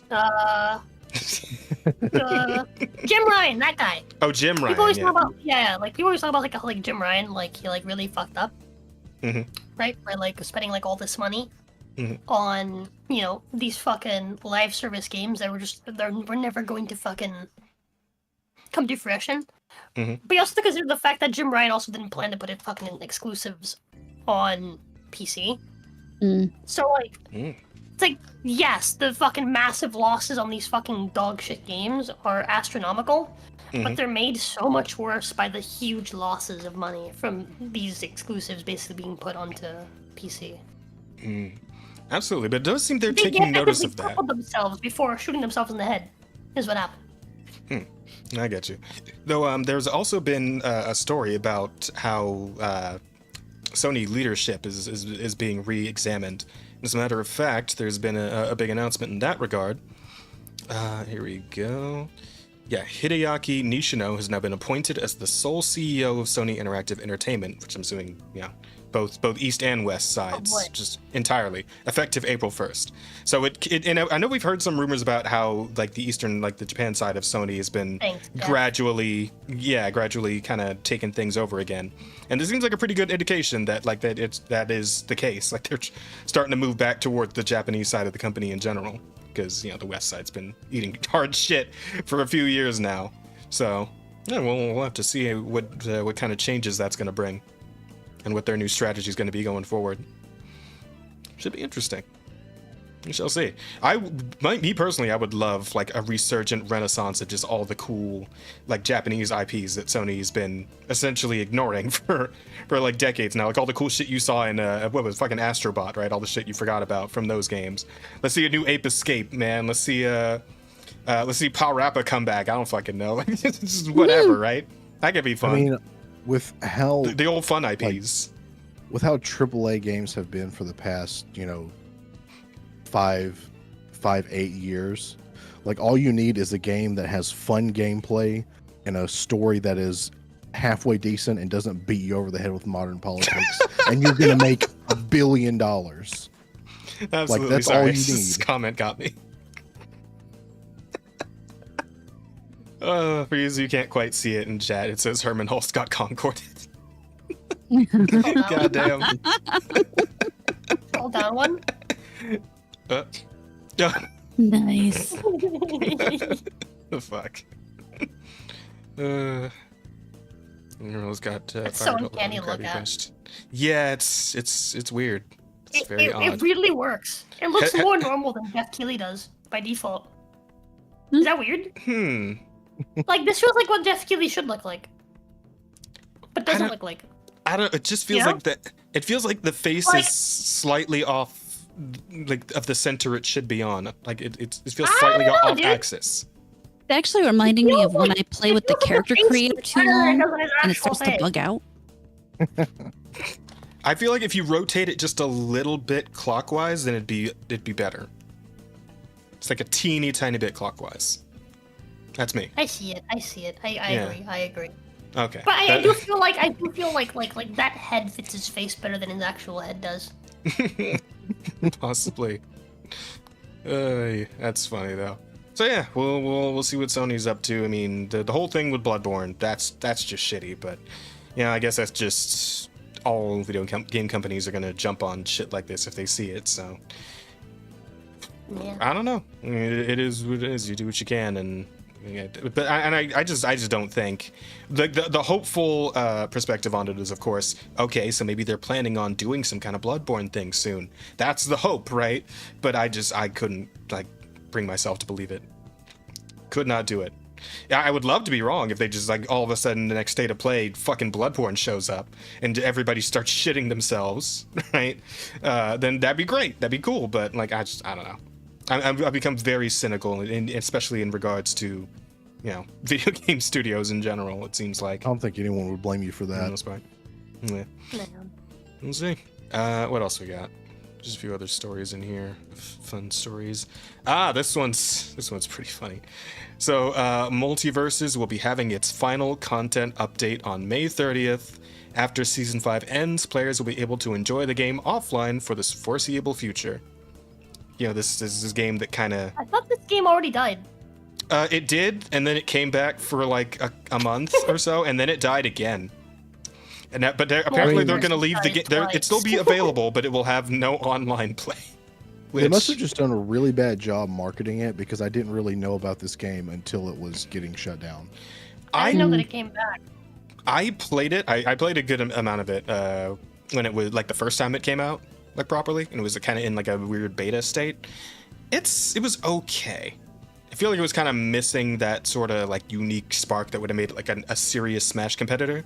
It was just all right, And then, of course, I guess a lot of internal bullshit was happening. I couldn't tell you what exactly it was, but yeah, the game ended up going on a weird hiatus, and then it came back, and I guess no one cared anymore, and now it's just fucking done. It's just completely Yeah, dead. it's so weird. It's so Yeah, weird. it's a very strange situation with all this. Multiverses. Cartoons die twice. Emits multiverse and That's- reformed, that's a contributed to title. another 100 million hit to revenue in its games. Jesus fuck. So okay, well now we know why the game was fucking axed. If they were losing this much money on it, Jesus. Yeah, I don't know. That's happened twice. Maybe fumbling the bag. The game had so much potential, but it would even launch the game at issues that could easily fixable. Sad way to go out. There were so many characters that could have been added. Yeah, I mean, from my perspective, the biggest issue they had when they first opened the beta was just balancing. Just balancing was completely fucked in the cast of characters, and Finn, especially Adventure Time Finn, was just the worst shit ever. Every fucking match that me and Toki played together, we end up fighting double Finns because he was unequivocally the best character in the game, and nobody could stop him. It was fucking awful. But I don't know. Just whatever happened behind the scenes, this is very strange. Just this whole situation that surrounded this game. It kind of That coked out Bugs Bunny on the cover is crazy. I mean, he looks normal enough for a video game version of Bugs. I don't know. Coked the fuck out. Yeah, but it's just I don't know. It feels like the DC video game or Warner Bros. / DC like video game department seems to be just like kind of reevaluating everything in general, because it's this game, and then fucking Suicide Squad is finally getting a bullet in the back of the head. So that's it seems like they're just trying to restructure and just get a like a clean slate on all of this. That's what it looks like to me anyway. Like, are there any other big like Warner Bros. DC like game projects that are like still out and about? I know they're like trying to throw their chips in on fucking Hogwarts Legacy, right? They're making the second game. Some people were saying it's going to be like a live service for some fucking reason. Not every game has to be live service. Yeah, but so here's the thing, right? It feels like game studios, as far as live service goes, they just can't like help themselves from doing the big gamble, right? Because the thing about a live service game is like it's a massive sinkhole of money if it fucking fails, but if it succeeds, it's infinite money forever, right? Just look over at Marvel Rivals, right? They're fucking crushing it, killing it, because their live service game popped the fuck off, and it's kicking the shit out of Overwatch, right? Yeah. So everyone is willing to take the risk to have that game in their roster. Well, they're willing to take the risk, but they're not willing to put in the work needed for that risk. You can't release a half-baked game and say, "Oh, it's a live service game," and then expect that to cover everything. Yeah. Mm-hmm. James has got a good amount of love during beta. It had flaws, but people were optimistic. Yeah, so I feel like what happened with Multiverses had more to do with whatever was going on behind the scenes than like reaction from audiences, like the gamers, Yeah. Because gamers seemed fine with it. I mean, they had their quibbles about balancing, just like I just expressed. But those are things that could have been ironed out over time. I feel like it had more to do with just DC's gaming department in general, kind of having some fucking screws loose, and whatever the hell was going on in there is just. They seem to just need to, again, wipe the slate clean, get themselves properly righted, and then maybe they can take another crack at something similar. I don't know. But, yeah. Hogwarts 2, make it multiplayer, add mini games, add dungeons and campaigns. Yeah, multiplayer would be, like, interesting to a point, I would say. But, like, live service? I don't know. Add visual microtransactions, print money. Yeah. Well, that's to say, if Hogwarts Legacy 2 can get the same groundswell that Legacy 1 got, which of course had a lot to do with the whole J.K. Rowling, anti-turf, the whole fucking big stink that the trans community made about it on Twitter, how they attacked different VTubers and the people who rallied behind those VTubers. Was going to be. Yeah, exactly. So that was like a perfect storm of popularity for that game. I don't know if they can like lightning twice on the second one. I think when that happened, I just had to make like one positive tweet like about Pikami at the time. And I got blocked by like 500 people in a single day. Nice. That religious dogma, James, will get you every time.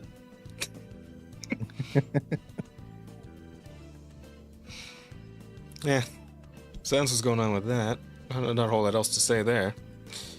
What else do we have? Oh yeah, this is interesting. So, and this kind of leads into the other story, because this was like earlier in the week, and then later on we got the follow-up, which I think is over here. Yep. So, EA is restructuring BioWare following Dragon Age: The Veilguard, moving a number of developers onto other projects within EA, and focusing BioWare on finishing Mass Effect. So, obviously the big fear for a lot of people after the shit fire that was Veilguard was, oh man, are they even going to be able to like keep the studio going long enough to finish the new Mass Effect game, right? And it seems like EA's plan is to keep it open just long enough to like try and do that final Hail Mary, see if they can put out something people will like. And I don't know if it'd be enough to save the damn studio, but I mean, they're gonna at least give them one more try, because Mass Effect is a pretty big IP. People know the game, they love the series, etc., and so on. Andromeda was a stumbling block, but who knows? Maybe they can bring it back on this one. I claim for to have like Mass Effect starring Tash in space. Apparently, it's completely different writers, different team, but I don't know. Oh, sorry, go ahead, Jimmy. It's especially heartbreaking to me, because I mean, honestly, I never really played a lot of Dragon Age, so that part didn't hit as hard. But I am a huge fan of Mass Effect fan. I have played the original trilogy over 30 times. Like, Jesus. One of my favorite. Wait, combined or each game 30 times? Like a full trilogy run at least 30 times. I played Mass Effect 2 probably probably 40 times just like with extra playthroughs of Mass Effect 2. I really love Mass Effect. I've even played God through damn. Andromeda 3 times. So when and did I that game didn't come like out? Andromeda that much. Would it be an average of like twice a year that you played that game? I Since it came out? have played Mass Since Effect. they came out? Like at one point, I would play through Mass Effect at least twice a year, sometimes 3 or 4 times a year. That's Just because I fucking love it wild, that bro. much. God damn. I have done every combination of everything you can possibly do in those games. But anyway, Clearly. so As someone like, who loves Dark Souls 2, I get it. so it's very heartbreaking. What with like just to, like even though I don't care about Dragon Age that much, to see how badly it flawed because I know it's mainly not the same people, but it's the same developer that made the game that I have played probably the only game I've played more than Mass Effect is Halo 2. So this is kind of like the next Mass Effect game is literally going to make or break BioWare. They're either going to find success, and by doing so, they really have to change up everything that they've been doing and try to capture some of that magic from 10, 15 years ago. And it's gonna have to be like a However pretty long. big win too. Like this can't even be like Yeah. just It's barely gonna have breaking to- even kind of thing. It's gonna have to be It's like gonna a have to be fucking super successful, because if it's anything other than a 9 out of 10, like across the board, like they're just and not think just they're game, probably not just reviewer, like journalist Yeah, reviewer 9 out of 10, like a community 9 out of 10. the community not. Yeah, it's got to be damn near perfect. Otherwise, like BioWare's just gone, like disintegrated, blown in the wind, gone. That's what I think. Yeah, I mean, I'm pretty much right there. Like at this point, they're kind of in like the Ubisoft boat, where it's like the next game, the next big release is gonna make or break, live or die, heaven or hell. We'll have to see. Though, in terms of this, there is a bit of a follow up. Apparently, there's been some noise over on Blue Sky of some writers from the Veilguard team have been asking for work, and as it turns out, the entirety of the Dragon Age Veilguard main credited writing team is now no longer working at BioWare. So after Green Bush jumped ship, everyone else got fucking shit canned. That is some positive news. The bad news is It's a bunch of bittersweet. them ended up on Ghost of Yotai. Yeah, that's I was about to say. It's like it's a bit of a containment break, right? Where it's like these people are all not all contained in one place. We know this is kind of across the board in the Western industry, but these specific people were all contained in one spot. But they've fanned out a little bit, and apparently some of those writers have now shown up at Sucker Punch to write on Ghost of Yotai, which is the Ghost of Tsushima sequel. So, Oh, boy. yeah. Meet Cash, now in Japan.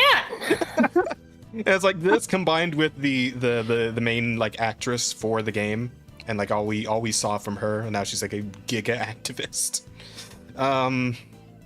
Yeah, it's certainly shaping up to be what's like the opposite of an all-star team. Like, is there like a term for that? I've never heard of it, but I'm sure The there last can... kids at dodgeball, all of them. There you go. Yep. Oh fuck. Yeah, so Dragon Age dead pretty much, just the entire series. Dragon Age dead and gone. Yep. Like from the little bit of like I've seen a little bit of Dragon Age from like the previous games because my friends were into them and they were decent games. They're good games. And then from what I've seen from Veilguard, like Dragon Age is probably never coming back after this.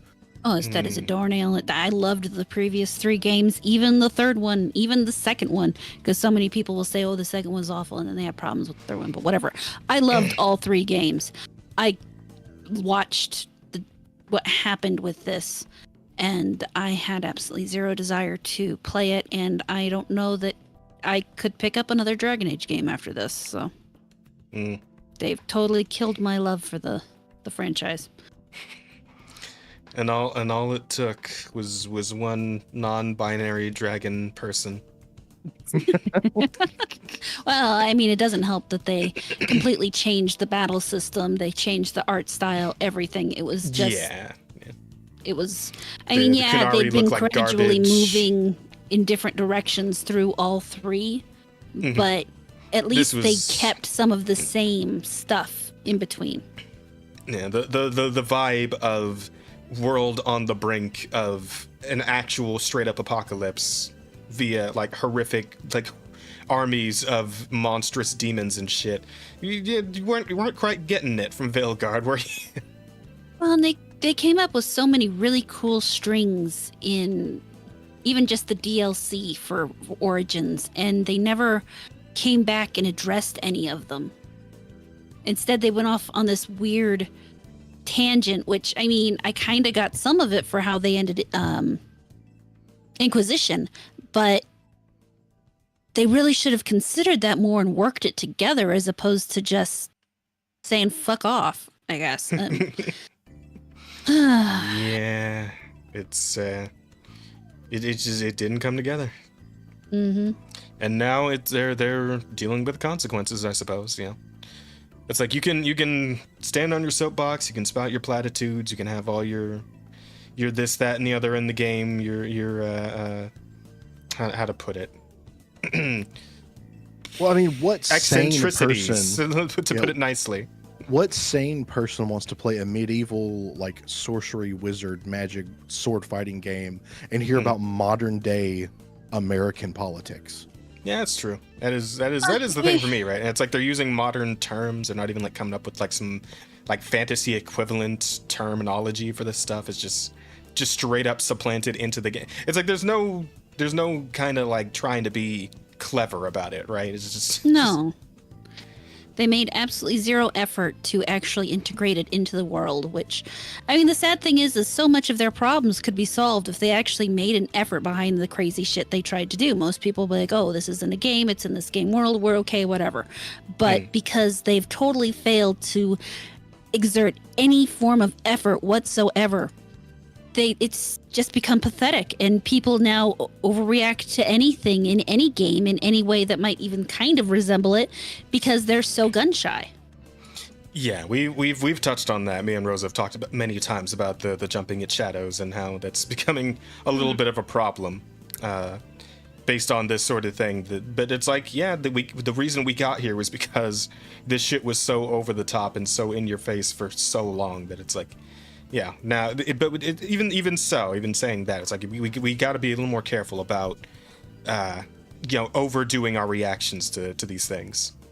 And it'll be a little bit before people are managing to calm down. Yeah. I just hope for once we can kind of get that pendulum to stop somewhere near the middle for a bit. That'd It be won't nice. happen, never. No, it never happens. Here's the thing. Mhm. Even the people that are like, oh, we just want games to be like good, we just want games to be normal. Those same people also have their own ideologies and their own beliefs that they expect in their games now, right? It's the same thing, right? Like we've seen like all the arguments back and forth about like Gunnergay and like all the fucking like infighting over on the right because they can't decide what they want either. Everyone wants something different. Everyone has some sort of, thing that they believe that they want, right? Mm-hmm. Everyone will the Christians want something, the wokies want something, right? Yeah, the quote unquote anti-censorship people, they're not anti-censorship, they just want something. They just want something, right? If you ever want proof of that, ask them how they feel about the way that Carlisle got redesigned. That's censorship. But they love it, right? They're not actually anti-censorship. They just have a specific thing that they like as well, and they're going to, want that thing. Everyone wants something. That's just the way that works. I don't think the problem isn't that everybody wants something. It's just for some reason nobody wants to just let what everybody else wants to exist. They want to constantly attack everybody else's thing. That's the annoying part for me. It's like, I don't care if you like a game that involves a bunch of naked tits hanging out. I'm not going to play it. It's not for me, but you go ahead and do it. I don't care if you want a fucking game full of nuns where you can't see anything and all you do is read Bible quotes. If that's what you really want, you go ahead and you play that game. I will be over here enjoying the games I like.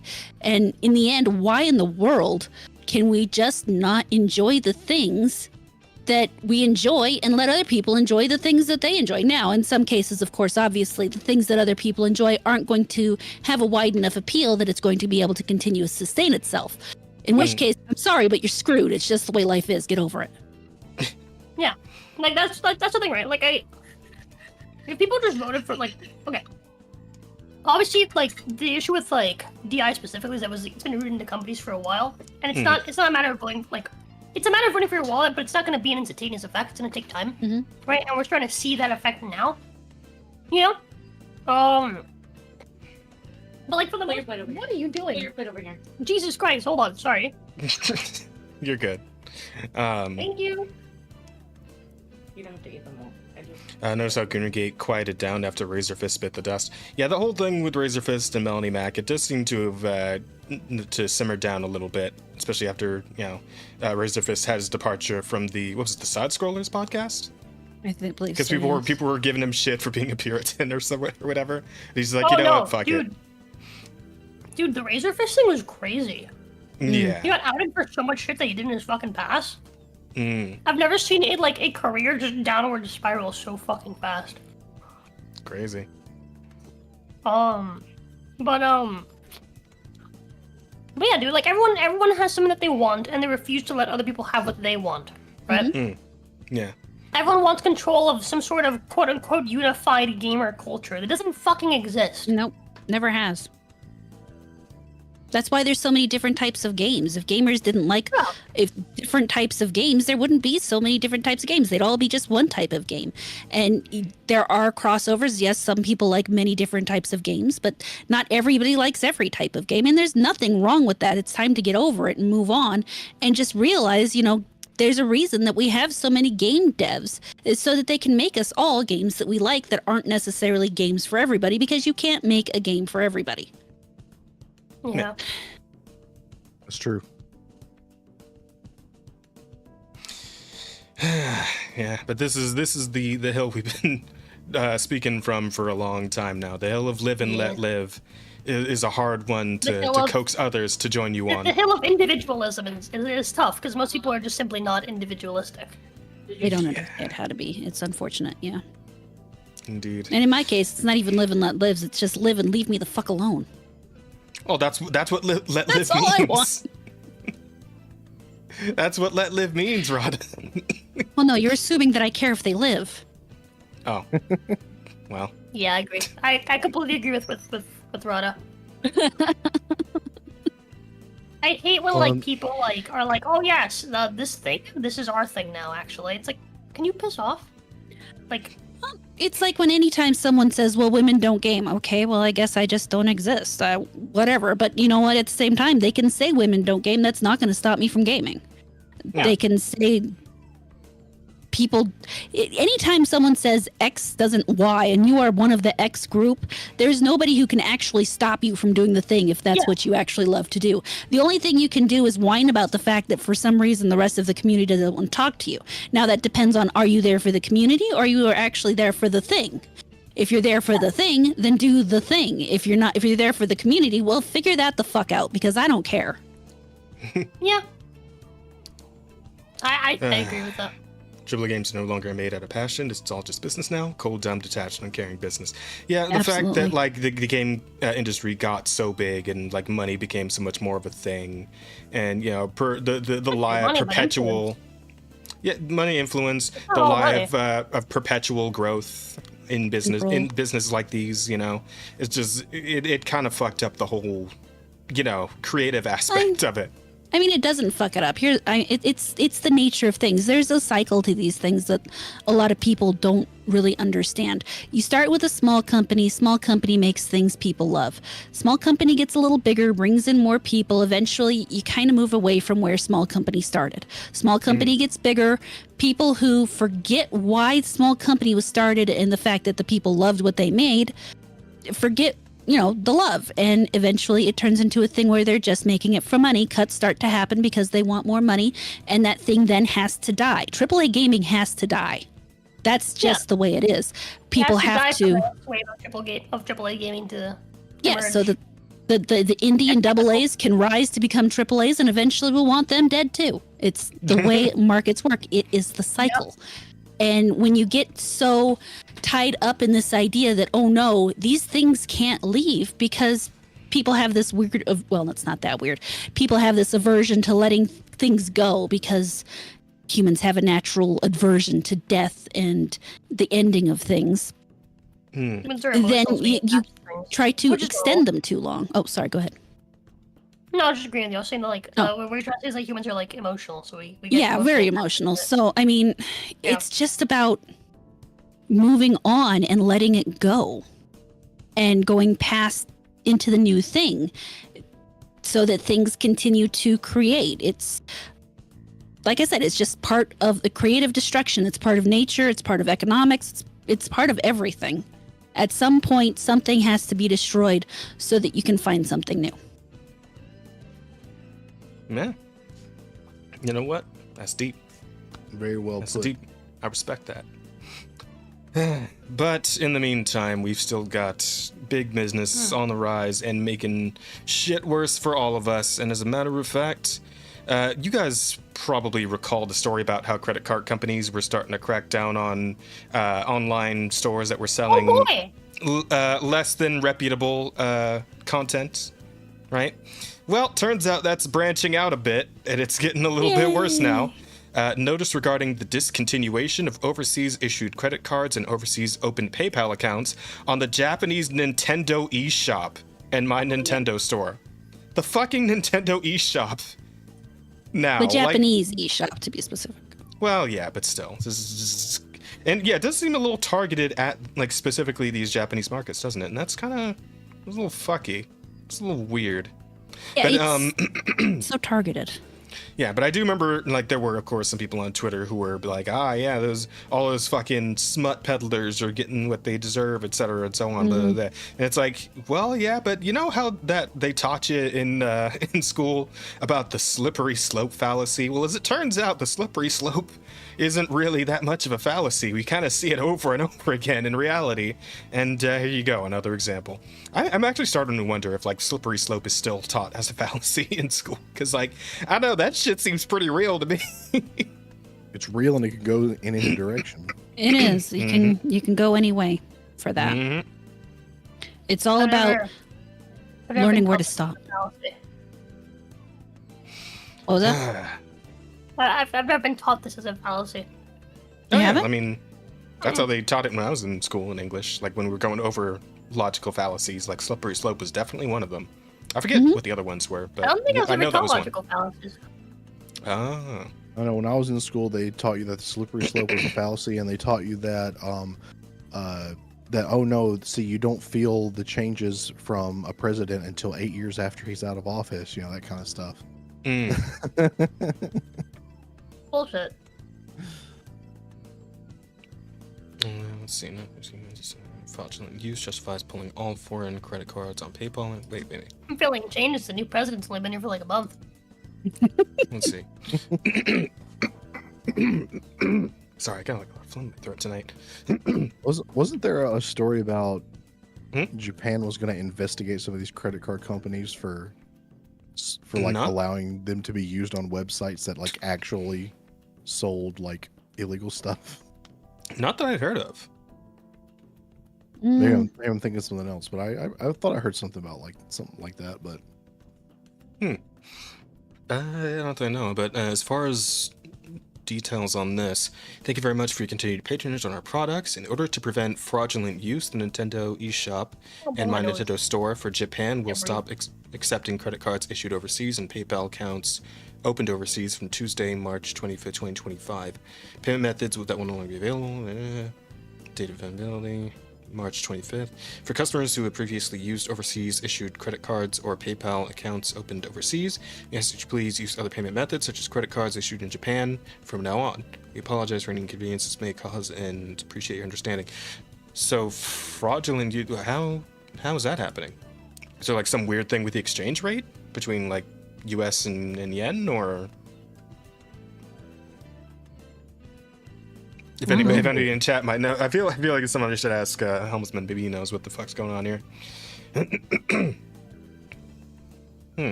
Continuation of overseas issued credit cards and PayPal accounts overseas. So, I guess this isn't quite as bad as I thought it was. I mean, it's still a little suspect, I feel like, but if this has something to do with some sort of like credit card fraud thing they're dealing with, I guess I can see why this might be a measure they need to take while they're sorting that out.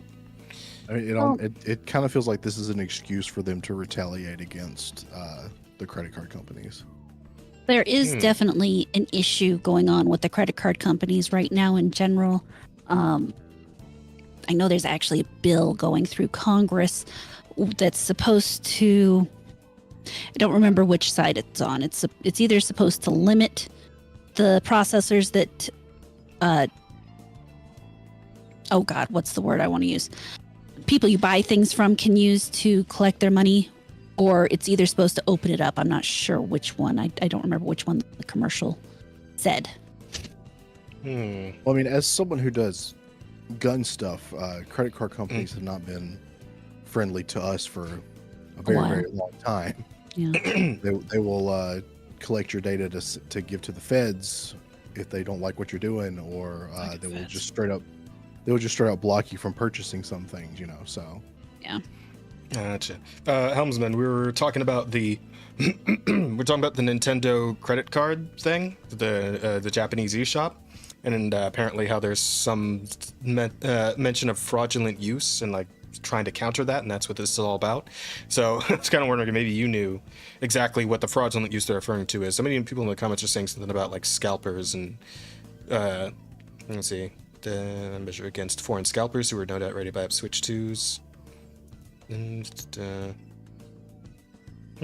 Yeah, I've heard that theory a little bit, but I doubt it. Because overseas credit cards wouldn't be so great for that. But I guess to some degree it might be. I don't know. Yeah, currency exchange abuse. That's what I was thinking, right? Like something about the exchange rate. There might be like some weird measure that they're taking regarding that somehow. I'm not sure exactly how that works, but I mean, if that has something to do with it, I guess I could sort of understand where they're coming from. And if this is entirely on Nintendo's part, this decision, and not Visa and MasterCard doing it, then that is a little different. I suppose it is, yeah. Whoever is implementing this changes the context, basically. Yeah, a lot. That's strange because that's been a problem for many years now. Really? Oh, and it's just now being addressed? Maybe they finally figured out something maybe they could do. Yeah, I suppose. And I guess this doesn't necessarily, because somebody also mentioned that you can buy Japanese e-cards on fucking Amazon if you really need to. Which, yeah, I guess that works, per se. It's just, this whole thing just feels kind of weird somehow. I don't know. I don't know if I'm being conspiracy brained here or something, but I can't help but narrow my eyes just a bit. And especially with all the brain. Yeah, especially with all the other shit that's been going on with MasterCard and Visa, right? You can't help but like side eye them a little bit when something like this comes up. I first heard it was back in 2020. Okay, so 5 years at least. Oh. Yeah, I feel like this sort of thing where it's like you kind of have to wait and see if anything more develops around this, about this. But yeah, something to keep an eye on, I suppose. We got a couple more. I will say real quick, it is after 11 o'clock for me, and I do work a full-time job. Oh, fine. You're right. The next, I can stick around a few more minutes, though. Oh, okay. Yeah, I mean, these last two are kind of small. Oh, apparently, yeah, this one's already been sorted out. So apparently, Overwatch 2 community is demanding refunds after a paid skin was made free a day after release. Community players have already been refunded, and Blizzard will give both skins for free. Well, yeah, I mean, obviously, right? If they did this shit, if this was the initial story, yeah, it'd look real fucking bad if they didn't run that back immediately, right? Oh yeah. Like the last thing they need. Yeah, they are Marvel rivals breathing down their neck and up their simultaneously up their ass. Like the last thing they want is any kind of bad publicity. Yeah, but, I think it's probably been like 5 years since I've played Overwatch. Yeah, it hasn't been that long for me, but I came to Overwatch really late, so.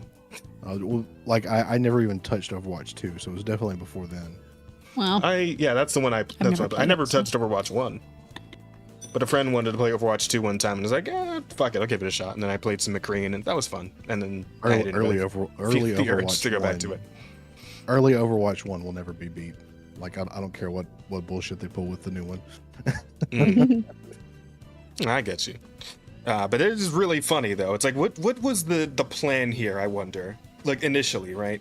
Because, like, why would you put out a paid skin and then the very next day make it free?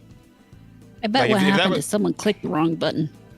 I would have to think, right? It's like, because it seems like there's no, like, logical reason for doing it this way. Like, you're going to make it free, then just put it out for free. The fuck? They probably meant to put it out for free, and but somebody else released it paid, or the other way around, maybe. Possibly. Or they I were don't just know. really hoping no one would notice. That's possible. Just a test to see how stupid everybody is. Well, clearly not that stupid. They jumped on it and mobilized immediately. Now, when it Seems like comes you to got money, results. people do that. Mm-hmm. I'm back. Allergies, you're fucking killing me. Oh, welcome back. Relatable. We were just talking about that little Overwatch kerfuffle that happened with the paid skin that was then What made happened? free.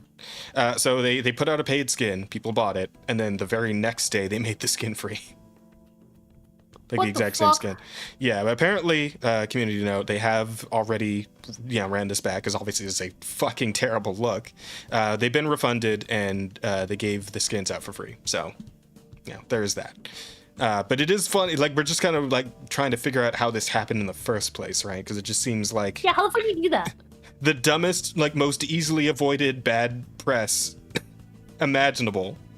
And yet somehow, like, yeah, like, what the fuck? I have the Like, answer. how? I have the Yeah, answer.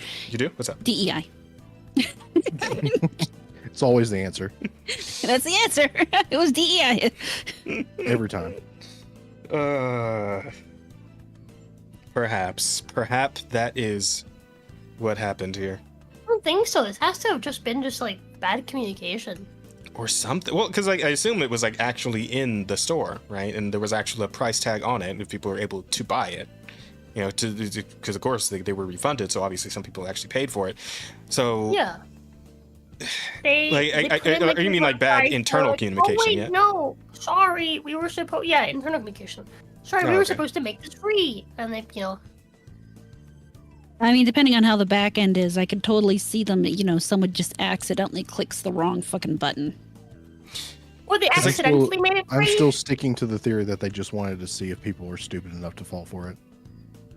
It's the DEI and the gaps, Lama. Oh yeah, I guess that It's so does easy beg the to, question, Rosa. Like, was it meant to just remain a paid skin, or was it supposed to be free in the first place? That's the real kicker here, right? That is 'Cause the if- question. Overwatch probably 'cause wasn't it- meant to be free.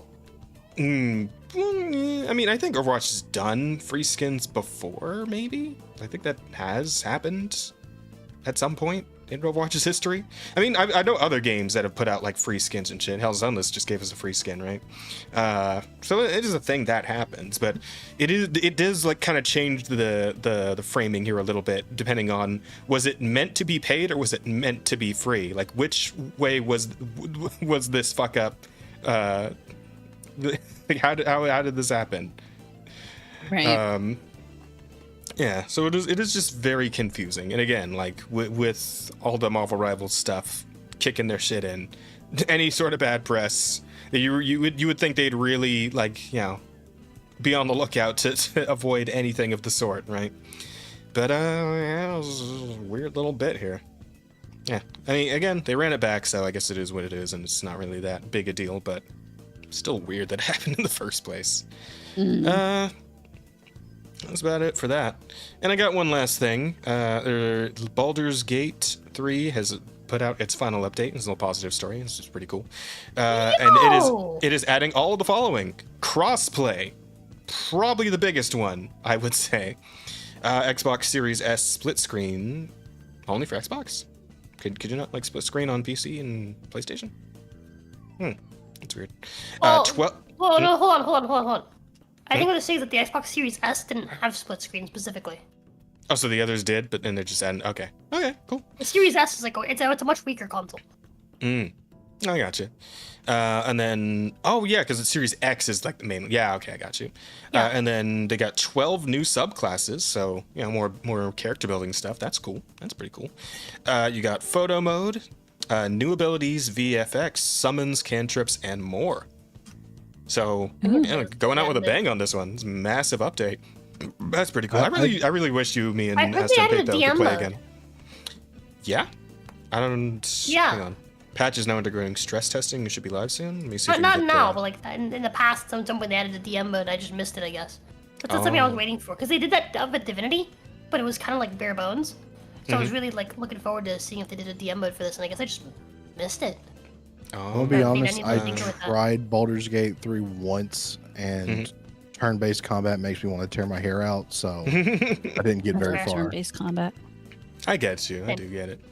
I can go either way, but like I understand where you're coming from. Playing with mods during crossplay. While we recommend that console players host a crossplay lobby, if you're looking to join a modded PC lobby, PC host must have less than 100 mods installed on that save and only included mods that are accepted on console and Mac, which are indicated by the available on Mac and console tag when browsing available mods. Otherwise, a mod mismatch will be detected and you will not be able to join the host's game. Yeah, okay, that seems reasonable. Yeah. Xbox Series split screen co-op. Okay, cool. Patch 8 highlights, photo mode, and cross gameplay. When you succeed in perception check, spotted item will now ping on the minimap and will be listed in the combat. Okay, so a little quality of life shit all through here, looks like. Fix an issue causing NPCs to trigger combat for seemingly no reason. That's pretty funny, actually. Series will stop getting involved in combats with Minthara from across the region, and Eager Beaver no longer. From across the region? What? How does that work? Oh, that's kind of funny, though. Fix an issue causing you to get stuck at 0% loading screen when attempting to join a multiplayer session. They use mods. It's an option. I need to set up like a modded playthrough Cinematics. for all of us to play. Shadowheart has agreed to stop repeatedly changing her hair color during certain intimate moments. What was it like? Was it like jumping back to like the beta version of her hair, or was she? Because like she used to have silver hair in like the old version, right? No, that's not what it is. How is it? There's a quest you can do to basically like convert her to a different fucking religion. Yeah. Her hair changes color to white. Oh, that's what that is. Okay. And so I guess that if you do that, and then you try to fuck her afterwards during the fucking cutscene, there's a chance it'll bug out and it'll just swap repeatedly back and forth between white and black. Oh, That'd be irritating. That's pretty funny. Fix duplicated dialogue option, wrong version of other dialogue. Okay. Yeah, so all this is just quality of life, fixing bugs, etc., and so on. Supported mods remain mostly unscathed with patch 8. The stress test also helps us understand how your mods interact with the latest patch. If any issues ahead of the release, that's good. Photo mode will becomes visually corrupted while using okay. Photo mode, okay, yeah. So the main points are just listed here on the tweet itself, and that's all some good stuff. I'm glad the crossplay is in there. You know, God, every fucking multiplayer game from here until the end of time needs to have crossplay at this point. Every single fucking one. All of them. Unless it's on the Switch too, I guess. I mean, because the Switch isn't going to be able to crossplay with shit ever. But, you know, everything. Well, actually, you know what? I think Fall Guys had crossplay with, like, Switch players. And so does Fortnite, I think? So I mean, yeah, like, even Switch. Yeah, so even Switch can do it if it tries. Switch can do it when it tries. So, yeah, even then, like, crossplay should be your highest fucking priority if you're making a multiplayer game. Just straight up. It's nothing but a value add for the players, which means it's a value add for you because the players are going to buy your fucking game if it has crossplay. Well, and then you have PC players who tell their Xbox friends or their PlayStation friends about the game, and then they buy the game. Yeah, which is always nice. Exactly, and that's why fucking Monster Hunter is about to take over the Earth at the end of the month. I'm telling you. Yeah, that's about it. That's pretty much every story I had on hand, and yeah, we're pretty much ready to wrap it on up. Good job, everybody. Well done. So, Rada, great job. We are ready to get into the questions. What do we have? We're ready for questions. All right, so I'm gonna go ahead and I've never done this, so here we go. Whatever you do, don't press the X. It'll delete all the questions. What X? The one on the question thing at the top. Where it says end Q&A, don't touch it. Yeah, Oh, don't touch. Oh, okay. Yeah, don't press that. I wasn't touching that. I was wondering if I should touch that, but then I decided, I'm just not going to touch that. Okay, good. I did that So once. I made the right decision there. Our first question from I don't know if I know how to say this. Jamezi. That's me. Why are birds? Well, I will answer. I will take this one because birds aren't real. They're government drones. It's true. It's true. Mm. I love how every time that like something like that is like whenever like there's like a silly like conspiracy joke, it ends up becoming true down the line. Like Right. like the government actually uses birds as drones. Like not real birds, like fake bird-shaped drones. Yeah. Right. I could imagine. I could see that being a thing. 100%. No, well, no, it's not that you could see it. It is a thing. It is. Oh, sorry. Yeah. It's a real Well, thing. It is. yeah. Really is. It's a thing that was like they were like, yeah. So the government they started doing this, and everyone's like, it's real. It's real. It's like I swear to God, it's like every time that Alex Jones says something, it's not true until it is. Yeah. And then That Alex Jones's rating jar is awfully full. True. Yeah, dude. It's like the government makes it true just to prove him right. It's so weird. Yeah. Even if it wasn't true before, it'll become true. Hisenti asks, Murata, do you think August Daedalus additions to the Cthulhu mythos are overall positive or negative? I have to be honest, I don't know that I have an opinion. I looked him up because I don't know that I'd read anything by him. I do think that the fact that he tried so hard to get Lovecraft's stuff published is a positive, but I will have to read into some of his stuff to be able to give you a good response to that.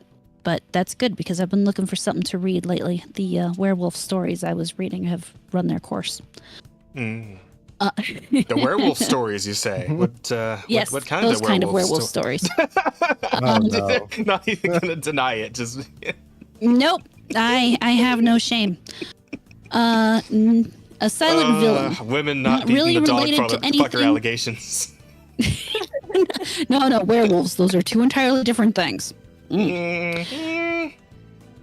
Well, look, I Okay, don't do the whole okay. full dog werewolf. Rada, So, Rada, anyway, Rada, what? look at me. Look me in the eyes. In the book, is there any mention of a knot? No. Okay, all right. I'll give you that then. That's fine.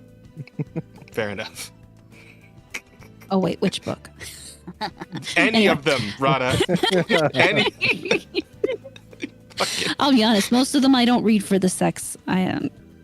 They have some really interesting character dynamics. Yes, I am that woman who would read Playboy for the articles. Watches the porn for the story. For the plot. I have sat down and watched many a porn in my life for the story. There's actually some really They're good funny, dude. stories. Okay, fair enough. There's a movie called Kama Sutra. It's totally softcore porn, but the love story in it is amazing. Okay. Anyway, a silent villain, not really related to anything, but what do you think about this casting choice I have come up with? Joe Hendry to play Batman/Bruce Wayne. If you don't know him, look him up real quick. I have no idea who Joe Hendry is. Yeah, I'm looking. Grossa, I'm doing it. Look up. Joe Hendry, like this. Joe Hendry, Scottish professional wrestler.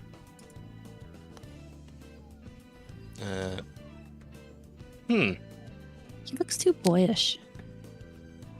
I mean, I'd have to see him like Is it weird being. that he looks like a manlier Ryan Gosling? That would be accurate, yes. I would agree with that assessment, but he still has that. There's something not quite rugged enough about him, you know? Well, I Still mean, Ryan Gosling. I think he's there physique-wise, like an Physique-wise, older. yeah, but you need an entirely older new Batman. head. Yeah. Yeah, I mean, okay. It If we really could see, is just. I think can't it's see it. I think it's the blonde hair that's doing a lot of that. Like, if we could see him with like maybe dark hair, and just I don't know, like black or though. like dark brown hair, maybe. I And just maybe like Maybe. and the Veil. facial hair is like kind of fucking it up Batman too, right? movies. Because like Bruce Wayne doesn't have facial hair, so. I mean, they have one with him with darker hair, and it still doesn't quite look. Wait, where?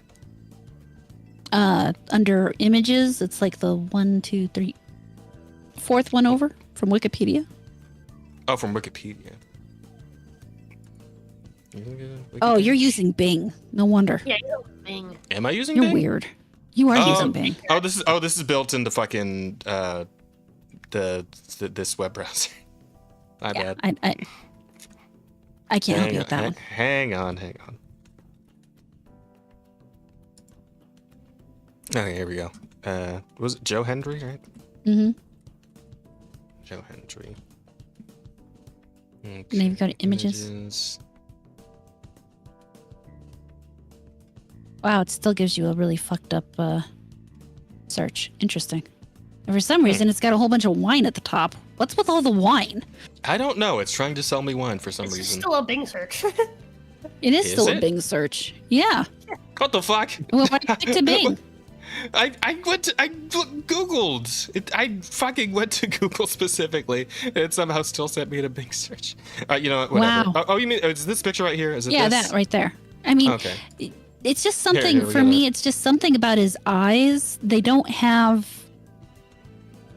He looks too nice. He's got big puppy dog eyes. Yeah. It's what it is. He's got big old puppy dog eyes. His eyes are too sunken in and like, you know, and droopy. He's got too droopy of eyes. He just looks too sweet.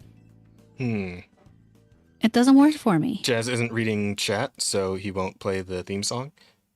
Say his name and he appear. I believe in Joe Hendry. Yeah, the goofy smile kills me. I'm imagining Joe with the Batman mask doing the goofy smile as he turns and I'm crying. Well, okay, if this guy's a theme song, I don't know if we can even play it, right? Because I'm going to get fucking copyrighted by the WWE or whatever. Or no, Right. no, it's Canadian or some shit, right? No. Even worse. Oh, you're Was it- Scottish. was it Scottish. Yeah, I don't know what they call their fucking wrestling league, but I still don't want to get DMCA'd by them, all right? Yeah. So- yeah. Yeah, I mean, I get where you guys are coming from. It's like fucking bagpipes. I would have to see him in the cowl to make a call, I think. Yeah, I still don't think Like, it would work. I think you get the cowl and those little puppy dog eyes are gonna be even more accentuated. And yeah, no. I do get where you guys are coming from, but I at least want to like get him in the costume just to see, right? Because again, he's got the physique for it, like definitely. It's just He'd do the puppy dog eyes. He'd do the smile, and you'd be like, "This is Goofy Batman." Yeah. Batman doesn't smile. This He is- wouldn't this be is doing a Batman smile as if he's playing the wrestler Batman. from WWE. I'd smile at some point. There's always smiling. He'd smile as Bruce Wayne, and then he'd give some kind of smirk to some comment from Catwoman, and you'd just be like, "This guy's goofy." Bro, I can't unsee it. With the blonde hair, he just straight up looks like Ryan Gosling, but manlier.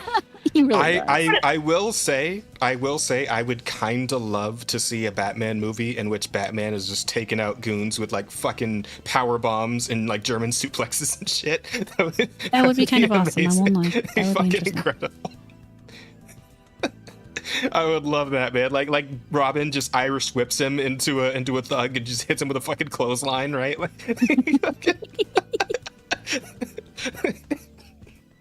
And then finally we have Sorry, No, Robin.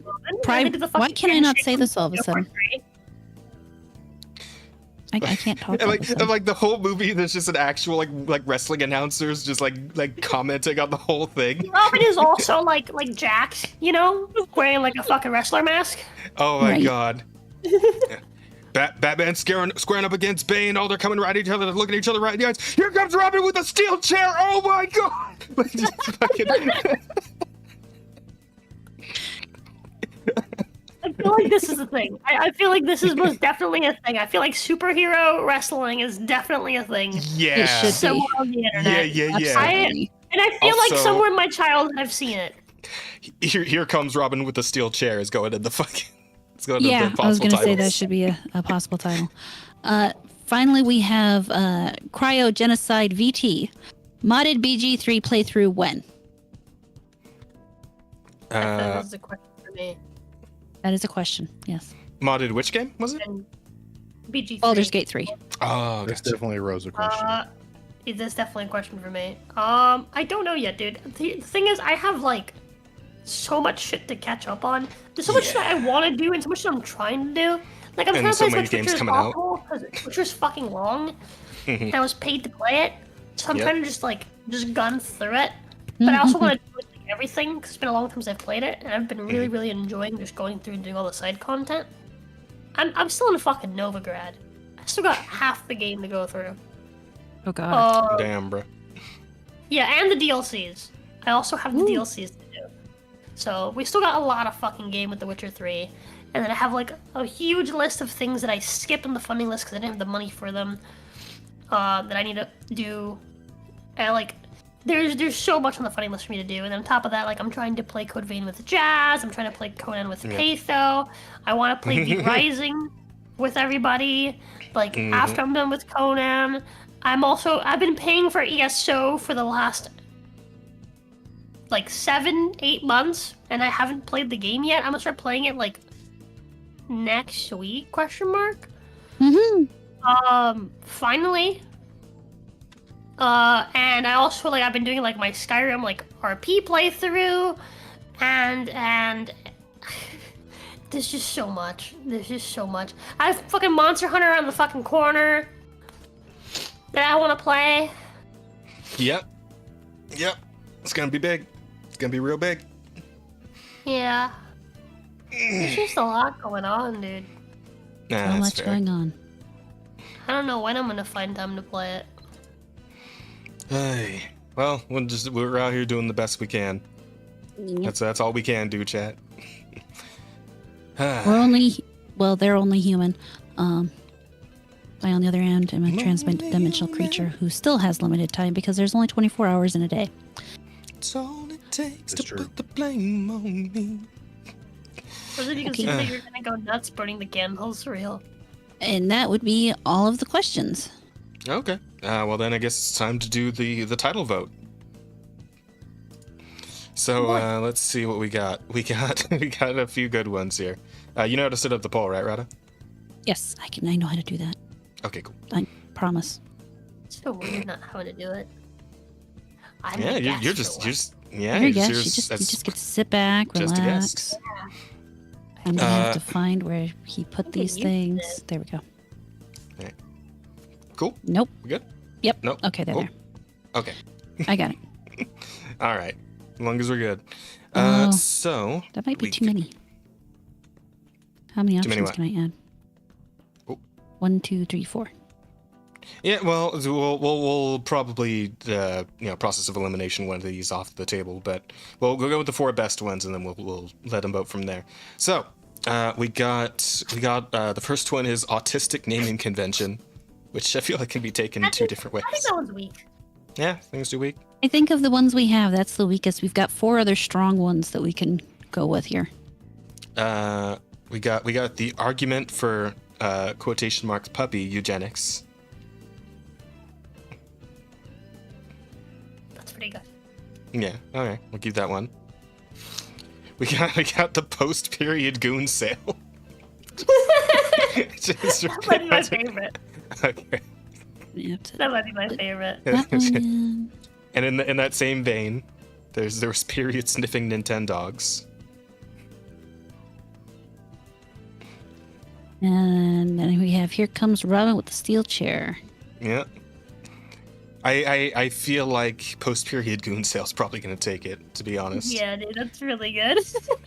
Just gonna put Robin with Amazing. the steel chair because that's too long. Yeah. I mean, I can put the whole title in once we're actually like adding it to the stream title, Right. but yeah. All right. But yeah, hold for up. voting purposes, we got that. Okay. Is there anything else we can yap about while we're waiting on them to? I guess everyone can talk about what they're getting up to for the rest of the week in terms of streams and content and whatnot. Well, I am going to go make my video, and then I'm going to do a stream on Thursday. Oh, what's the video about? The video will be about the number of creators out there currently failing upward. Oh, I see. Unfortunately. The Veilguard writers. All right, cool. The Sounds good. Veilguard writers, Corin Bush, and that one chick from Firewalk Studio who's now working for Halo. Oh yeah, I saw that. Wait, where did Corian Bush end up again? She ended up at Skeleton Key Studios, which is a subsidiary of Wizards of the Coast. Oh yeah, that fucking yeah. Jesus Christ. Match made in heaven, I guess, or hell, Oh, yeah. I suppose. Okay, cool. And then what else is going on aside from the video? That's about it. That's what I got. Oh, no streams. I'll be doing videos, and then I've got my Thursday night stream at 7 o'clock, where Nice. I'm going to do more gory, cuddly carnage, and that's it. Okay, very cool. And what you doing like an ongoing D&D session too, or a D&D? Yeah, we do campaign? that. Ooh, is that this weekend? Hold on, let me think about this. Yes. Oh, is it like is on it the every 9th, other we are weekend thing? actually doing some more 3.5 D&D at about, that'll be 2 p.m. Mountain Time Very cool. for What those was who want the to stop by and listen to us. what was the campaign again? We don't have a name for it. Oh, it's completely I mean, homebrewed. It is. It's well, I mean, our GM made it for us, so yeah, it's his homebrew, and we are in the Forgotten Realms. We just killed a dire goose. I'm sorry. What? A dire goose. Yeah. Fuck. Is Yes, is it just a really big goose? Like, It's a really big goose. Like you're talking like the goose the This- size of the goose the size of a buffalo. is this literally the fucking meme where it's like, hey, would you rather fight one horse-sized goose or like 10 goose-sized horses? No, we actually had the dire goose, and then there were like 6 regular sized geese. So we had not both. like demon geese, not like undead, just normal. No, they were geese? just regular geese. We did find out after we killed the goose that the goose was like the regional deity for some elves we were gonna go see, but oddly enough, once we figured that out, we decided not to go see those elves. Yeah. Fair enough. Just Always a imagine smart choice. fighting a gang of geese led by a giant dire goose. It's like It was this is this sounds great. I gotta go back and listen to because these are like recorded on YouTube or what? No, they're all on my Horror Amarada streaming channel. That's where I keep all my streaming, except for one night a week, which I do the Thursdays on my Abysmal Critic channel. Yeah. As in geese are mean IRL. Yeah, I know geese Geese are are fucking bastards, and assholes. that's yeah, and that I'm sure that like leans into them being enemies in D&D. But it's still funny to imagine like people all geared up with like broadswords and armor and shit, just fighting a bunch of geese. Right? To be fair, just two like, of the oh, guys who were initially fighting them were naked because they had to swim over to the island. Oh shit, that's amazing. funny. Wait, sorry, what'd you say, Rosa? Just now? I was just saying, like Jazz, just you're like, man, y'all story sounds way more chaotic. A bit. I mean, Way more our story's shit. pretty fucking chaotic, to be fair. But it's like we've not fought fucking geese. No. I don't think we've ever fought like some kind of goofy ass enemy like that, like a joke enemy. I don't think I mean, we've we had had the any. dire goose, and then we had some werewolves. Okay, we fought werewolves. That was yeah. We fought werewolves on a few occasions now. At one Yeah. point, some of our people had rabies. Didn't know it. Wait, werewolves can give you rabies? I thought they gave you fucking. No, we actually got lycanthropy. rabies from the rabid lions we fought. Oh, okay. That little while makes more before. sense. Yeah. It's been an interesting time, but yeah. It sounds like it. It's very. It's usually about every other Sunday, but yeah, this Sunday will be a D&D Sunday. So stop Okay. over to Horror Amarada channel and check that out. Not a whole lot of streaming going on over there right now, but we'll see. Shall see. What about you, Rosa? Well, tomorrow I've got some King of the Castle. Because I owe Chaplain for last week, I think. No, week before last week. I owe Chat like 2 of them, so I'm gonna be doing them both this week. I'll be doing one tomorrow and then one on Sunday, and then in the evening I'll be playing some Conan with Beta. Mhm. And then Thursday I've got more Witcher, and I'm gonna hop into the Monster Hunter Wilds beta when it opens up at 9. Nice, nice. And then Friday I've got more Witcher. I'm really trying to get through it, dude. This is doing your long best. things I gotta, Hang in there. Hang in there. You got gotta it. do. But and then I'm gonna be doing the D&D side story, the members only side story with the J. It's still called Great Jungle of Harakir, but they're not in Harakir no more. They're in Barovia now. They're back Barovia. Yeah, they finished Harakir and they've gone back to Barovia, and he's just kind of trying to, he's not done with Yogg yet. So he's trying to, properly seal Yogg for good, and then see what he can do in Barovia while he waits for you guys to return. But Nice. Saturday, the final King of the Castle that I'll be doing, because that's starting with, I guess technically next weekend if we hit the weekly goal this week. Instead of King of the Castle, we'll start doing Cards Against Humanity on Saturdays. Community Cards Against Humanity. Fun stuff. Where hopefully Chad doesn't get my channel deleted. Hopefully. I trust them to love me. Are you letting forever. chat make custom cards or what? I want to, yeah. I need to make a channel for it for suggestions. Yeah, there may need to be some amount of guidelines on that one. I get the point is to be vulgar, but at least TOS compliant, right? We'll see. Yeah. You guys know. Yeah. I do. But and then obviously that evening I've got episode 19 of Welcome to the Foxhole over on Helmsman's channel. Sunday I'll be doing a D&D work stream. Finally, I need to. I've been needing to for a while. We didn't get to do D&D last week, and I still feel bad about it. But I've just been real busy, dude. I've been we bought a bunch of furniture, and our house is still really disorganized because we need to actually, clean up all the furniture that we bought and organize it and stuff. We finally have a table though. We're no longer eating at our desks. Good shit. Very nice. I say as I eat at my desk tonight. Trust me, I do the same shit. But yeah, we have an actual table now. Dining table. It's really nice. It's really fucking heavy. Congratulations. Cool. Thank Very you. cool. But yeah, I'll be working on D&D on Sunday, and next Monday we'll finally be back to the main campaign. Hopefully for shit. good. Hopefully I can be on top of my D&D work for the main campaign. I feel bad because we've had no hiccups with the DJ campaign because I fully finished that. Yeah. Well, You know, to be fair, it's a lot shorter than what we've the current main campaign. It's been going for a long time, and you're dealing with multiple dread planes that we're going through, and et cetera and so on, right? So it's a lot more than just the one plane that DJ adventured through, Yeah. But So I'll be fair. Be anyway. fair to you on that one. You gotta be fair to yourself, Rosa. Thank you. But yeah, and so that's where we're at. Cool. J-Mez, what about you?